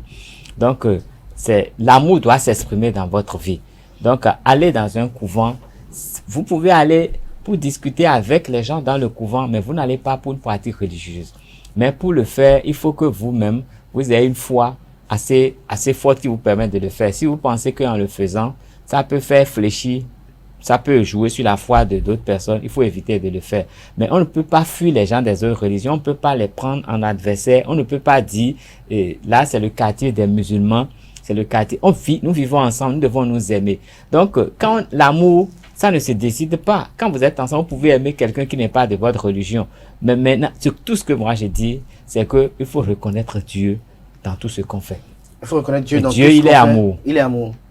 Dieu est amour, Atifa Alafa. Et le chrétien adore Dieu. Le Bokono, le vaudouisant adore Dieu. Alors pourquoi vous ne voulez pas vous mettre avec un chrétien ou un adepte vaudou? En fait, c'est pas le fait d'être avec quelqu'un qui n'est pas musulman comme moi ou chrétien comme moi qui pose le problème. Mais me convertir, changer ma religion à cause de cette personne, c'est ça. Donc s'il l'est, vous pouvez rester avec lui? Non plus. Pourquoi? Parce que moi, c'est ma conviction. C'est ce que moi, je préfère être. Votre conviction dit Je préfère avoir pour moi. Moi, ma conviction, je ne voudrais pas. Pardon? Est-ce que toute votre vie, vous êtes sorti avec des musulmans? Non. Alors, je suis sortie avec des chrétiens, mais dans ma tête, je savais que c'était pas une relation qui allait aller loin. Profiter de... vous savez, autant que nous sommes ici. Non, vous savez. Attendez, autant que nous sommes ici. Vous savez, autant que nous sommes ici. Autant que nous sommes ici, nous sommes tous issus d'une famille. On a nos valeurs, nos principes, on a nos croyances, nos exigences et tout. Moi, je viens d'une famille qui est très pieuse, qui n'accepte même pas de compromis concernant la religion. C'est-à-dire, c'est soit ça ou il n'y a pas. Vous vivez au rythme de votre famille? Ce n'est pas à cause de ça que je vis au rythme de ma famille. J'ai été éduquée comme ça, j'ai grandi dans cet environnement. Donc, je me suis inculquée cela. Et moi, je ne me vois pas être en relation est-ce que pour vous, c'est la famille qui est le véritable frein si il arrive un jour que vous tombez amoureuse follement d'un chrétien, ou le fait que, vous-même, vous avez épousé cette valeur et que vous estimez peut-être que vos enfants ne doivent pas porter les noms comme Jacques, Karl. C'est parce que j'épouse ces valeurs-là. C'est parce que j'épouse ces valeurs. Ça n'a rien à voir avec la famille. Ça n'a rien. Attendez, ça n'a rien à voir. Laissez-moi terminer. Ça n'a rien à voir avec la famille. Là, vous êtes en train de la couper. Ça n'a rien à voir avec la famille. Je préfère être avec quelqu'un qui partage les mêmes croyances que moi, parce que ça permet une certaine harmonie. Ça permet que nous soyons tous. Votre nom là, vos parents vont dire qu'il n'est pas musulman. C'est qui? Patrice Talon, Guillaume Athanase. Oui. Il veut vous épouser. Vos parents diront qu'il n'est pas musulman. Là, c'est à moi de... Non, c'est des conneries.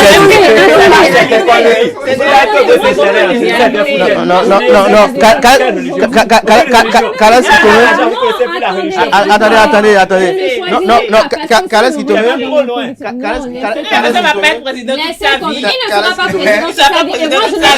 ne parle pas de... Vous pouvez même plus parler là. Vous êtes des conneries. C'est quoi cette histoire là? Je veux parler. Vous n'avez rien à dire.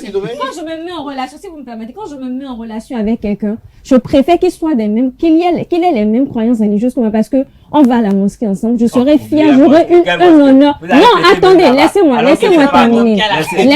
terminer. Un homme qui est pieux, qui respecte Dieu, qui prie comme vous, c'est toujours mieux que la mère soit musulmane. Je n'ai rien contre les couples ou bien les personnes qui se mettent musulmans là, qui pendant le jeûne là mangent à midi et se cachent et le cachent aux autres. Laissez ça. Il n'y a rien là-bas là. Ça c'est chacun. Caresse à cause de la religion, vous dites non à l'amour.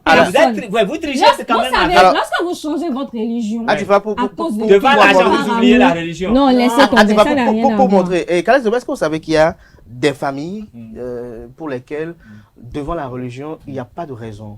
Lorsqu'on parle... C'est parce qu'ils n'ont pas de raison eux-mêmes. Parce que pour certaines personnes, lorsqu'on parle d'islam, il y a de ces familles, comme je disais tout à l'heure, en offre, quand on était en train de suivre l'élément de témoin, il y a des familles que je connais par exemple, qui n'acceptent même pas qu'une goutte d'alcool rentre dans leur maison.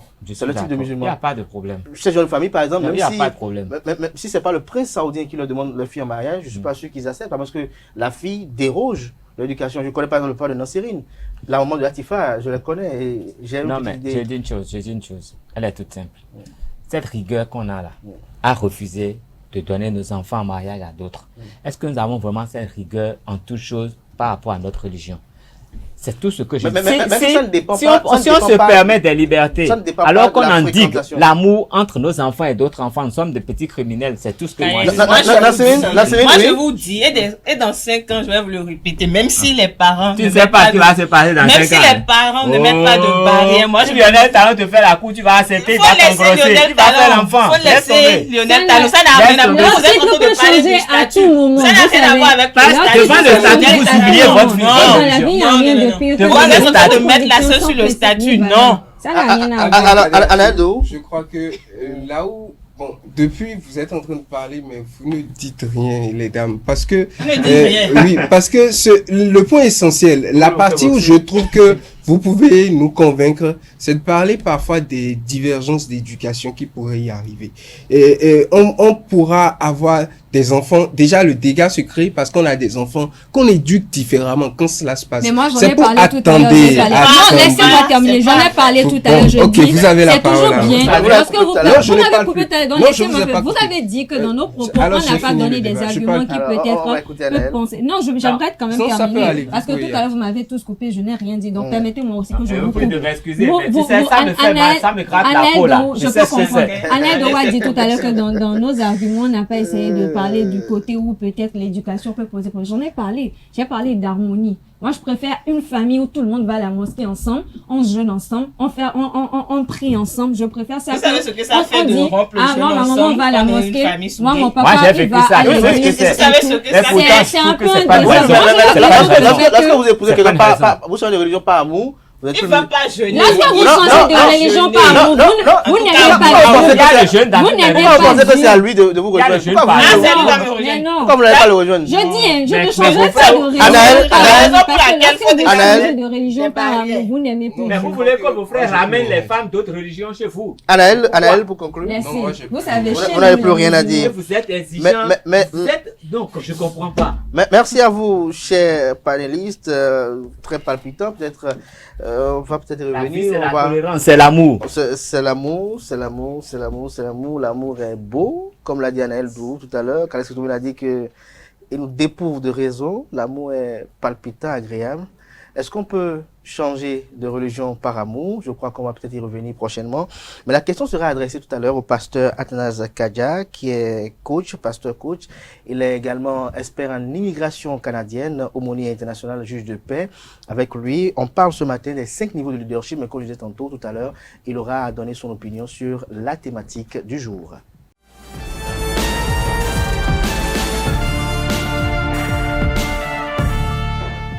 Le panel de discussion est fini. À présent, on est à l'invité matinal, le pasteur Athanase Kadja. Bonjour. Oui, bonjour mon frère. Je rappelle à nos amis internautes que vous êtes expert en immigration canadienne, vous êtes pasteur et coach en développement personnel et tout ce qui est lié quand même à l'entrepreneuriat et à l'intelligence financière. Vous êtes également juge de paix des Nations Unies, aumônier international. Vous faites des conférences à travers l'Afrique. Ce jour, on parle avec vous de 5 niveaux de leadership. Je suis avec Atifa Eitayo Olafa qui reste avec moi. Bonjour à nouveau. Bonjour. Le sourire est revenu parce que tout à l'heure il y avait un plein air par rapport au panel. Vous voulez vous faire comprendre, mais ils ne comprennent pas. Exactement. Ils ne peuvent pas comprendre ceux qui n'ont pas vécu et ceux qui ne vivent pas. Alors, pasteur Athanase Kadja, je bouscule un peu le protocole pour cette fois-ci. Je vais vous poser la question de savoir très précisément si la fille de monsieur Kadja amène à la maison comme époux un chrétien catholique ou un dignitaire vaudou parce qu'elle est amoureuse de lui et veut l'épouser et pense qu'elle doit laisser votre religion pour sa religion. Est-ce que vous serez contre? Est-ce que vous irez jusqu'à la même la renier? Ok, merci beaucoup. D'abord, quand on parle de la religion, c'est une affaire de conviction. Quelqu'un qui change sa religion à cause de l'amour, cette personne n'a pas la conviction. Donc, c'est tout. On parle de religion, c'est une affaire de conviction. Et quand on parle de conviction, la conviction, c'est plus puissante que l'amour. Donc, on ne peut pas changer de religion à cause de l'amour. À cause de l'amour. Pour vous, l'amour, c'est quoi? Bon, quand on parle de l'amour... Non, quand on parle de l'amour, il ne faut pas prendre l'amour. Il y a différents niveaux d'amour. Il y a l'amour que nous devons avoir pour Dieu. Il y a l'amour que nous devons avoir pour notre prochain. Maintenant, il y a l'amour au niveau de la famille qui est un sentiment que j'ai pour une femme ou bien un homme, ainsi de suite. Donc, c'est ça. Il y a différents niveaux d'amour. Donc, maintenant, quand on rentre dans le cadre de foyer, j'ai un sentiment pour quelqu'un et je l'aime et tout ça là, je l'ai choisi comme époux, bien épouse. Ça là, c'est différent. Mais ce que je dis et ce qui est fondamental, le problème qui se pose avec beaucoup de personnes qui chantent de religion à cause de l'amour, c'est qu'ils n'ont pas de conviction. Ils ne savent pas quel Dieu ils servent. Ils n'ont pas de conviction en ce qui concerne leur religion. Donc changer de religion à cause de quelqu'un n'est pas, cela ne veut pas, cela veut dire qu'on n'aime pas Dieu, qu'on ne prie plus Dieu à cause parce qu'il est l'être suprême, mais parce qu'on le fait à travers quelqu'un d'autre. Oui, en fait, quand nous parlons de Dieu, il y a beaucoup de personnes qui vont, c'est-à-dire servir Dieu, c'est différent de pratiquer la religion. Quand on parle de servir Dieu, c'est avoir une relation personnelle avec Dieu. Il y a beaucoup de personnes qui vont à l'église, qui vont dans les mosquées, mais qui ne connaissent pas Dieu. C'est clair et net, ils vont à l'église, peut-être ils sont nés dans une religion, et ainsi de suite, et ils font le suivisme. Ces gens-là, comme ils n'ont pas de conviction, peuvent changer sans problème. Donc, c'est la chose fondamentale, puisque la religion, en général, c'est des hommes. C'est les hommes quand vous prenez Jésus qui n'a pas amené de religion. La chrétienté, c'est une vie qu'on mène. Ce n'est pas je vais à l'église, je fais ceci. Non, je suis en relation avec Dieu. Et je vis selon les normes, selon les choses là. Maintenant, aujourd'hui, nous avons des gens qui vont simplement à l'église, qui sont des religieux, n'ayant aucune conviction. Donc, du jour au lendemain, ils peuvent changer. Qu'est-ce que vous conseillez aux parents qui ont des enfants qui s'entêtent à vouloir changer de religion par amour et à ne pas suivre les prescriptions préétablies? Oui. Ce que je disais, en tant que parents, il ne faudrait pas que nos enfants nous suivent simplement pour dire que je vais à l'église. C'est ça le problème, la chose importante. Tu dois amener tes enfants, puisque beaucoup d'enfants suivent leurs parents. Et ils n'ont aucune relation avec le Dieu. C'est pour cela que David, avant de partir, disait à Salomon, Salomon connaît le Dieu de ton père. Il y a des gens qui vont à l'église mais qui ne connaissent pas le Dieu de leur père. Donc, les parents ont la responsabilité d'amener les enfants à rentrer en relation avec Dieu et non à les suivre simplement pour aller à l'église. Quand ils vont rentrer vraiment en relation avec Dieu et ils connaissent vraiment Dieu, ils vont pas changer pour raison de mariage, pour ceci. Non, moi, ma fille ne peut pas faire ça. Mes enfants ne peuvent pas faire ça parce qu'ils connaissent Dieu. Mais Pasteur Kadia, lorsqu'on est issu d'une famille qui est qui est intransigeante sur les questions de religion, où on sait que la famille ou les parents n'accepteront jamais que leur fille ou leur garçon leur présente ou leur amène un partenaire qui ne partage pas les mêmes religions qu'eux, et que l'enfant s'entête parce que lui peut-être il connaît Dieu, lui peut-être là sa relation avec Dieu, il sait ce qu'il veut, et que les parents ne pourront pas forcément comprendre la relation que lui partage avec Dieu. Est-ce que dans ces cas de figure, l'enfant est capable l'enfant peut-il aller contre la volonté des parents? Est-ce qu'il n'est pas sur le mauvais chemin? Est-ce que c'est pas une façon de dire que l'enfant est sur quelle attitude le parent aussi doit adopter face à l'enfant qui fonce malgré... C'est-à-dire, le problème, c'est pas être rigoureux. Je viens d'une famille rigoureuse et tout ça. Parce qu'il y a certains parents qui commettent cette erreur. On est rigoureux, c'est ça, c'est pas. Est-ce que ton enfant connaît Dieu?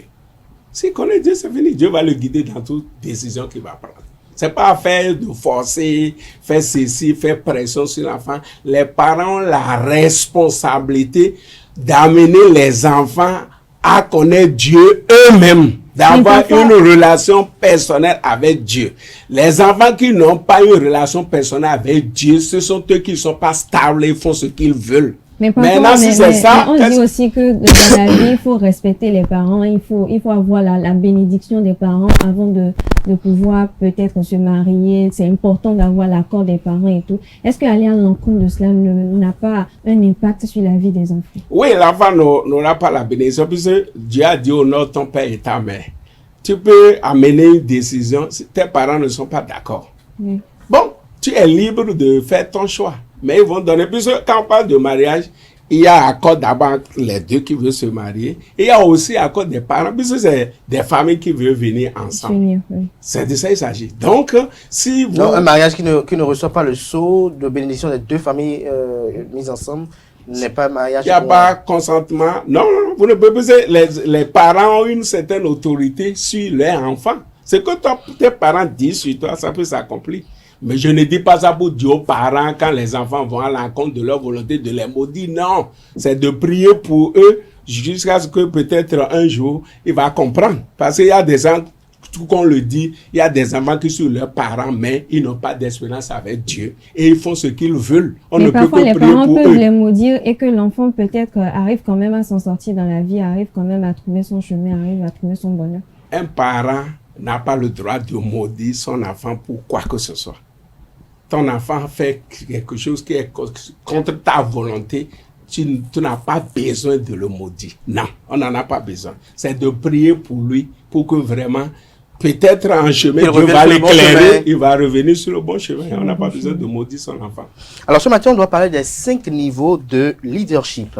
Oui, Pasteur Kadian parle des 5 niveaux de leadership. Alors la première question, c'est de savoir comment peut-on définir le leadership? Oui, avant de définir le leadership, je veux d'abord souligner que le leadership est capital en toutes choses. Il n'y a rien de bon, rien de grand, rien de formidable sans le leadership. Le leadership, c'est capital. Quand vous voyez quelque chose qui marche, qui évolue, ça veut dire qu'il y a un vrai leader. Que ce soit sur un pays, sur une organisation, même en commençant par le foyer. Quand vous voyez un foyer en harmonie, ça veut dire qu'il y a un leadership. Mais des fois, il y a des foyers où l'homme n'a pas de colonne vertébrée et il y a du désordre, du désordre dans le foyer. Sinon, en principe, dans le foyer, s'il y a un bon leadership, il doit avoir de l'ordre. Tout doit aller normalement. Le foyer doit évoluer. C'est de ça qu'il s'agit. Donc, le leadership est capital dans tous les domaines. Même quand vous prenez la décentralisation, depuis le délégué du quartier, ainsi de suite, quand il y a un bon leadership, il y a de l'ordre, il y a des choses formidables qui se réalisent. Mais là où il n'y a pas le leadership, il y a du désordre, de la pagaille et rien de bon ne s'accomplit. Donc, c'est pour cela que vraiment, c'est important que les jeunes qui nous écoutent, tous ceux qui nous écoutent là, le leadership, c'est capital, c'est fondamental. Nous sommes ici maintenant en train de faire tout ce que nous sommes en train de faire, c'est parce qu'il y a un leadership. Sur cette maison, c'est pour ça que la maison est toujours debout. Donc, c'est fondamental dans tout, depuis le foyer jusqu'en haut. Le leadership est fondamental. Sans ça, il n'y a rien de bon. Mais il reste à savoir où vous voulez être leadership, vous avez fait pour votre leadership, parce que c'est dans un ghetto ou peut-être dans une église. Il y a quelque chose de bon. Donc, un ghetto, je ne sais pas s'il y a quelque chose de bon. Au niveau de foyer. Maintenant, quand on parle de leadership, il y a plusieurs définitions.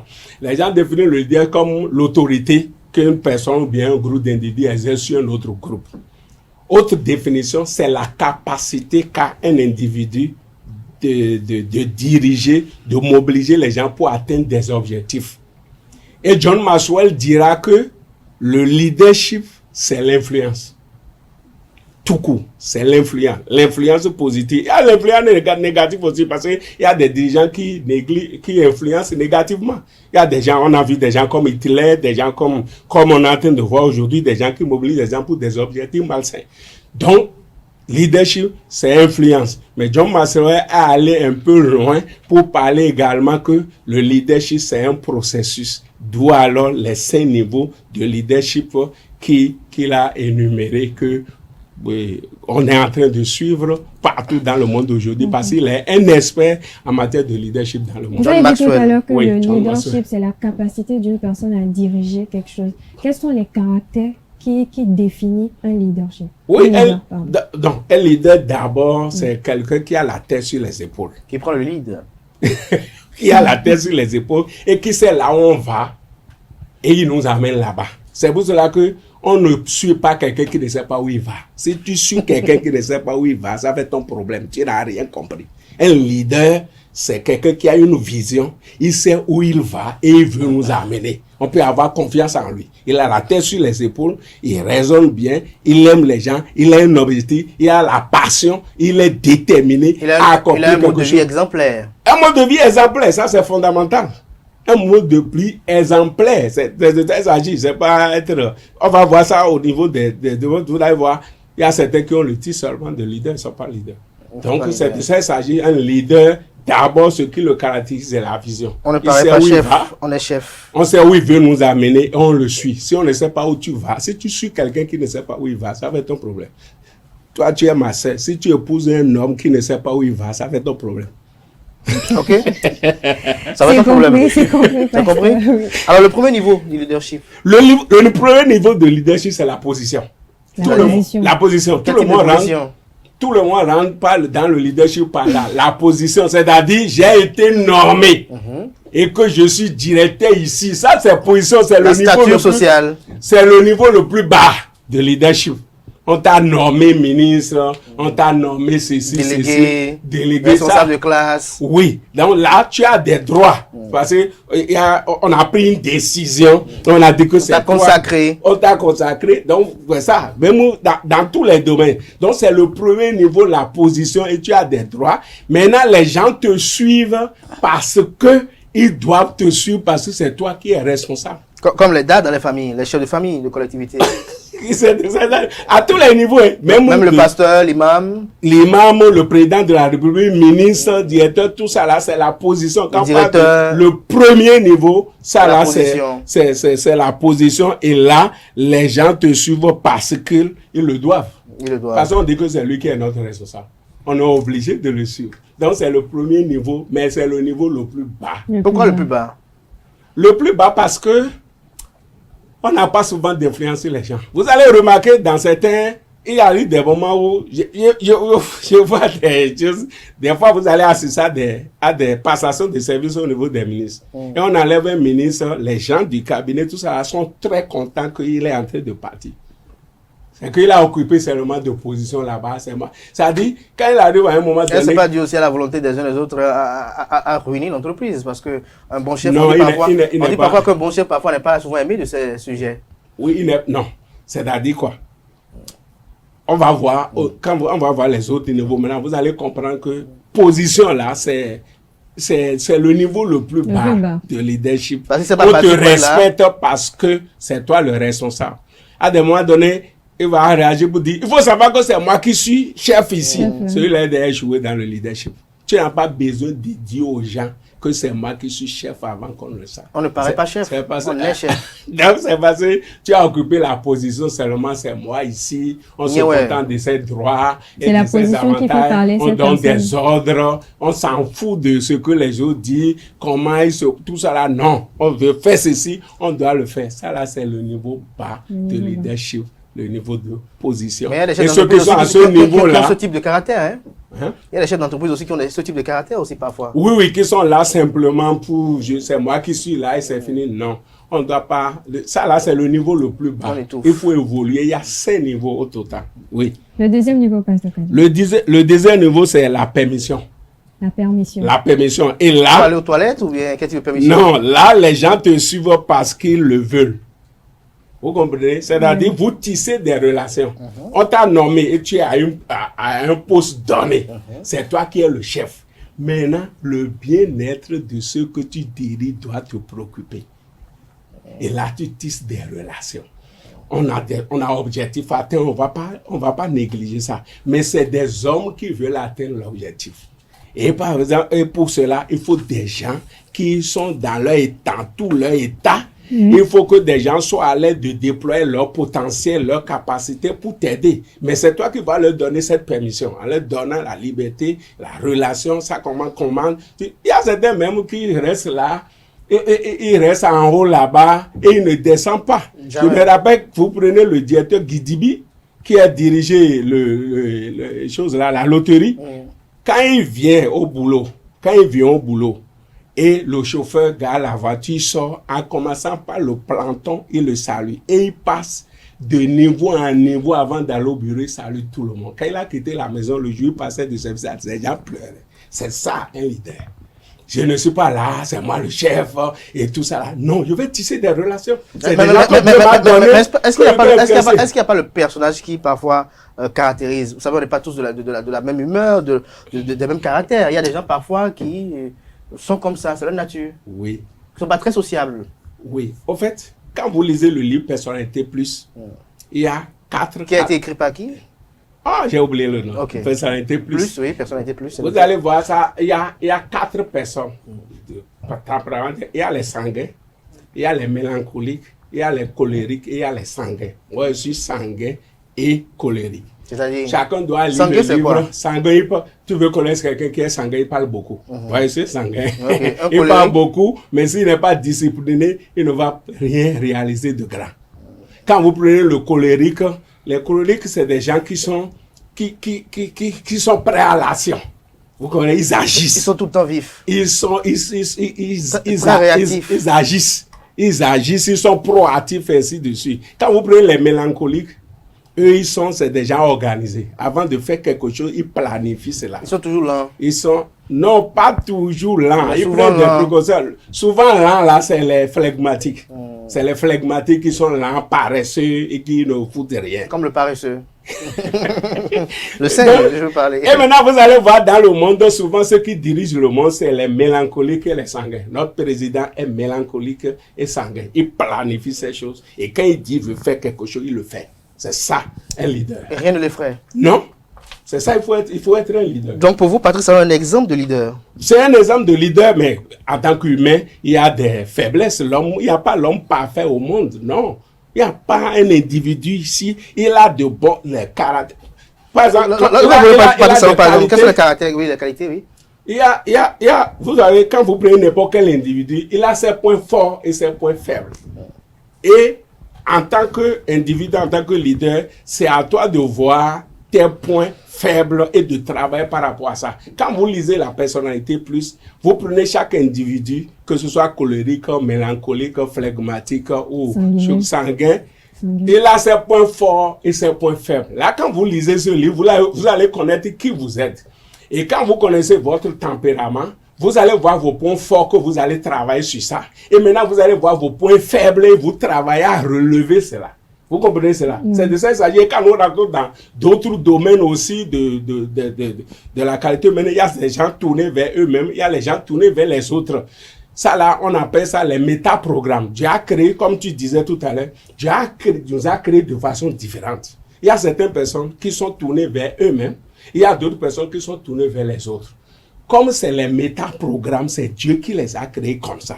Maintenant, quand tu sais qui tu es, à des moments donnés, tu dois être flexible. Si je suis tourné toujours vers moi, à des moments donnés, je vais dire, mais les autres aussi existent et je fais quelque chose en leur faveur. Ainsi de suite. Bien, si tu es tourné trop vers les autres aussi et tu te négliges toi-même, tu dois savoir qu'à des moments donnés, la Bible a dit qu'il faut aimer ton prochain comme toi-même, donc toi-même d'abord. Donc, c'est de ça qu'il s'agit. Donc, quand je parle de leadership, de choses là, la permission, c'est-à-dire vous avez d'influence sur les gens. Vous n'êtes pas là pour les dominer, c'est moi chef ici. Sinon, quand vous dominez trop les gens, ils ne peuvent pas développer leur potentiel. Si les gens ont peur de prendre des initiatives, si vous êtes qui est ici, si celui qui vous dirige avec autorité, que vous n'êtes pas libre de prendre des initiatives, la maison ne peut pas marcher. Ça ne peut pas marcher. Alors, pasteur, on va évoluer. C'est quoi le troisième niveau de le troisième niveau, c'est la production. Ça, là, c'est le résultat. Là, les gens vous suivent à cause de ce que vous avez fait pour l'organisation. C'est ça qu'on appelle le leadership. Vous devenez un modèle. Vous devenez, c'est-à-dire, quand vous dirigez une organisation, vous avez travaillé, on a les résultats. On peut dire que grâce à vous, il y a telle chose qui a été réalisée, quand vous prenez même au niveau de l'église, au niveau des mosquées, vous allez voir un pasteur qui est venu là-bas, mais vous allez voir que beaucoup de choses ont changé. Il a fait ceci, même chose ici, au niveau des...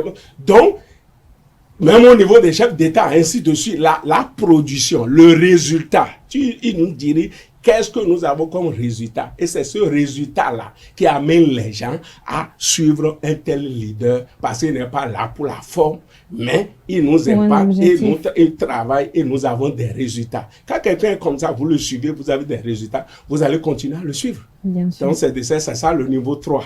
4e niveau. Le niveau 4, c'est le perfectionnement. Le perfectionnement, ça là, on parle de la reproduction. Les grands leaders ont ce caractère-là. C'est-à-dire quoi? Vous vous reproduisez dans la vie d'autres personnes. Quand vous êtes leader et que quand vous vous quittez, c'est le déluge, vous avez été un mauvais leader, vous n'avez pas formé des gens.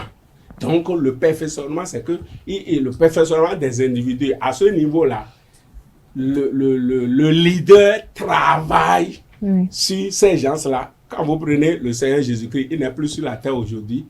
L'Église continue. Mahomet n'est plus là aujourd'hui. Parce qu'il y a des gens qui ont été formés et qui peuvent prendre la relève. Donc c'est ça, le perfectionnement des individus. Donc quand vous êtes dans un pays, vous êtes... Votre travail ne peut pas se rendre indispensable. Voilà. Même les chefs d'entreprise, ils doivent travailler par rapport à ça jusqu'à un moment donné où tu te rends indispensable dans l'entreprise. Là, l'entreprise peut continuer. Il y a les gens qui ont créé l'entreprise, ils ne sont plus là aujourd'hui. Les gens comme Colonel Sanders, Honda, Mitsubishi, tout cela, c'est des noms. Hein. Ils ne sont plus là aujourd'hui, mais ils ont été des leaders qui ont formé des individus et par conséquent, ça continue. Mais si vous ne formez pas les gens, ce qui est malheureux en Afrique, voilà, nous n'avons pas des entreprises. J'allais en revenir. Est-ce que vous avez fait le constat en Afrique que nos patrons d'entreprise, pour la plupart du temps, sont des personnes qui ne veulent pas l'éclosion de leurs semblables, qui ont parfois une jalousie exacerbée, qui se traduit par cette volonté de tout régenter eux directement? Oui, au fait, l'Afrique, on a été influencé par la chefferie. Ouais, l'Africain, on est chef. Ça là, oui, c'est dans notre sang. Et c'est moi et plus personne. C'est ça qui fait que l'Afrique ne se développe pas. Dans les pays développés, c'est pas comme ça. Donc, ça dit, c'est moi. Non, tu dois te reproduire. On veut être chef, c'est moi. On veut voir que tous les chemins doivent mener au chef. Voilà. Donc ça ne peut pas nous aider. C'est pour ça que vous allez voir, en Afrique, on n'a pas des entreprises qui sont là il y a 100 ans, il y a 50 ans, tout ça là, parce que on n'a pas eu des leaders de niveau 4 qui ont formé des individus qui se sont reproduits dans d'autres individus. Nelson Mandela aussi a fait cette erreur. Il ne devait pas faire un seul mandat. Il a fait un seul mandat, 4 ans, parce qu'il n'est pas attaché à quoi que ce soit. Il avait un objectif, il a atteint l'objectif. Mais voyez tous ceux qui l'ont suivi. C'est des escrocs, c'est des bandits, excusez-moi le terme. Et la nation est en train d'être écroulée. Si il revenait aujourd'hui à la vie, tout ça, il a manqué ce problème, il lui a manqué de temps de former des individus à son image qui vont prendre la relève. Oui. Il ne devait pas faire qu'un seul mandat et parti. Parce que vous avez vu ce qui se passe en Afrique du Sud aujourd'hui. Et il a souffert 26 ans à la prison. Donc on a ce problème-là en Afrique.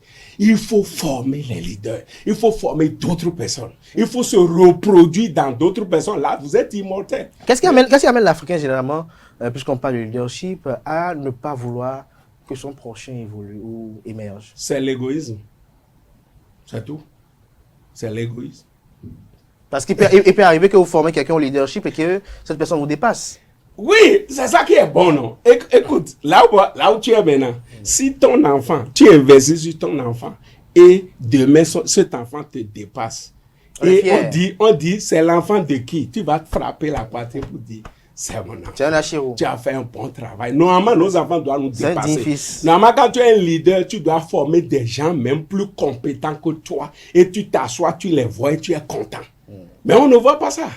En principe, c'est ça. Tu as échoué. Non, tu dois reproduire les gens, même meilleurs que toi. Puisque le monde évolue. Meilleur que toi. Et quand tu t'assois, tu vois les autres faire. Tu es content pour dire, je n'ai pas vécu inutilement. C'est mon œuvre. Et on est très fiers de ça. Oui. Le 5e niveau, c'est le pinacle. Ça, c'est le sommet. Le respect. Le pinacle. Le pinacle. C'est-à-dire, vous êtes... C'est le respect. Quand on te voit là, c'est le summum. On te voit en petit chapeau. Il y a des présidents qui viennent juste à ce niveau Ou quand même il descend, quand vous prenez Obama aux États-Unis, vous voyez quand il sort, et tout le monde sait que voilà, c'est un leader. On doit chercher tout ça là pour ça. C'est le respect. On sait que non, il a été un responsable modèle, il a fait le job, il a laissé des traces, il a formé des gens et il est là et jouit. Donc, tout le monde, les jeunes qui nous écoutent, ils doivent comprendre que le leadership, position là, c'est le niveau bas et qu'on doit gravir les échelons jusqu'à venir au pinacle. Alors, parce que j'ai quand même une dernière question, si oui, allez-y. Est-ce que vous pouvez vous qualifier de leader? Oui, moi, je suis un leader. Puisqu'il y a des gens qui me suivent. Mais vous êtes à quel niveau? Au niveau 1, 2, 3, 4, 5 Non, je ne suis pas encore venu au niveau 5. Mais au niveau 4, c'est bon. Je forme des leaders. Vous me voyez ici, j'ai des pasteurs sous moi. Je peux voyager. Et l'église, la zone que je dirige, j'ai plus de 120 églises que je dirige. Même si je ne suis pas là, l'église marche. Vous comprenez cela? Et là, vous êtes fier de ça? Oui, je suis content de ça. Des fois, je m'assois à l'église, je ne prêche pas, je reste là et je laisse mes collaborateurs prêcher et je m'assois pour voir comment. Vous êtes admiratif de la présence? Oui, c'est de ça. Quand il finit, il dit, bon, à ce niveau-là, tu aurais dû faire ceci, faire ceci, faire ceci. C'est comme ça le leadership. Et là, tu es tranquille, tu n'as pas besoin. Vous êtes content que l'Agora vous applaudisse parce qu'on voit votre œuvre là. Ça, oui, ça fait plaisir. C'est ce que oui, ça fait plaisir. Il faut reproduire. Mais il y a d'autres qui n'aiment pas avoir ce sentiment-là. Bon, ils veulent tout le temps être là. Oui, c'est pour cela que le problème, c'est manque de formation.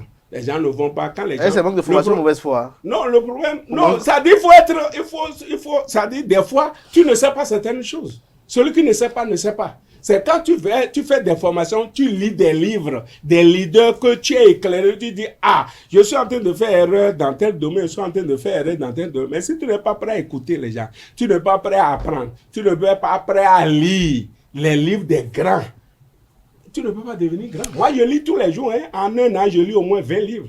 Et je vais aller au-delà. Au-delà. En plus, la Bible. Vous n'êtes pas fatigué? Non. Quand on lit, tes ménages même là sont renouvelés. Vous me voyez ici, les quartiers sont vivaces. J'ai un voisin d'il y a 60 ans, j'aurai 60 ans l'année prochaine, mais tu me vois debout. Non, je pense qu'on sera évité à la fête. À 60 ans, c'est quand même pas petit. Donc, quand tu fais ces choses-là, tu es rajeuni. Il faut lire. Quand tu lis, tu es rajeuni. Ça lubrifie. Ça fait du bien. Donc, un leader qui ne lit, un leader est un lecteur. Un leader, c'est un lecteur. Celui qui ne lit pas n'est pas un leader. Clair et net, parce qu'il sera ignorant. Il va penser qu'il est en train de faire du bien. Alors, on parle de leadership, on parle de leader, de lead également. Oui. Quelles sont les pathologies comportementales de leader? Oh, bon. Lorsqu'on voit un leader, comment on peut le reconnaître dans une assemblée, dans une société? Non, au fait, souvent, bon, comme je l'ai dit, j'ai dit leadership, c'est l'influence. Leadership, c'est l'influence. Donc, quand vous voyez dans une communauté, vous rentrez dans ça, quand vous voyez un leader, vous savez que c'est un leader. Il ne réagit pas n'importe comment. Il ne met pas il se distingue. Il se distingue, c'est de ça qu'il s'agit. Il ne critique pas. Un leader ne critique pas parce que être leader, c'est pas une mince affaire. Quand les gens critiquent les autorités, le président fait ci, ministre, il dit, vous n'avez rien compris. Vous ne savez pas ce qui se passe en réalité. Vous n'êtes pas tout ça là. Donc, c'est pas facile déjà d'être là. C'est pour ça que la Bible a recommandé. C'est facile de dire que la sauce n'est pas bien faite. Oui, c'est pour ça que la Bible a recommandé de prier pour les autorités. Quand tu es un leader, tu ne peux pas critiquer l'autre. Quand tu critiques déjà, tu n'es pas leader. Alors, pasteur, pour finir très rapidement, un conseil à tous ceux qui aspirent à être leaders ou les futurs leaders. Oui, un conseil pour ceux qui veulent être leaders, je veux leur dire simplement que quand on te positionne quelque part, c'est le niveau 1 de leadership, la position. Il faut s'apprêter à ce que tout laisse. Il ne faut pas se contenter de ça. Je suis normé, c'est moi qui suis là. Non, tu es mis là-bas pour un objectif. À tout moment, ça peut. Et il y a une équipe. On peut là. Donc, tu dois prendre conscience de ça, que tu es là pour un objectif. Tu es là pour impacter. C'est l'influence, pour influencer positivement ceux sur qui tu as été établi, pour que quand même, quand tu vas quitter là-bas, les gens vont toujours se rappeler de toi. Merci à vous, pasteur Athanas Kadja. Je rappelle aux amis que vous êtes coach, vous êtes également spécialiste des questions d'immigration canadienne, vous êtes juge de paix des Nations Unies, aumônier international, conférencier international, président d'organisations non gouvernementales, patron de plusieurs entreprises. Vous êtes également expert en intelligence financière et entrepreneuriale. Merci pour ces moments d'échange que nous avons offerts ce matin. Je rappelle à nos amis internautes que vous venez tous les matins de Porto Novo, la ville capitale du Bénin. Merci pour le déplacement. Merci pour l'amour que vous éprouvez aux différents programmes télé sur ESAE TV. Merci également à vous, chers amis internautes, sans qui nous ne sommes rien. Merci pour l'attention. Merci pour la fidélité. Portez-vous bien. Belle suite de programmes sur ESAE TV. On se retrouve demain par la grâce et la volonté divine et si les hommes le veulent également.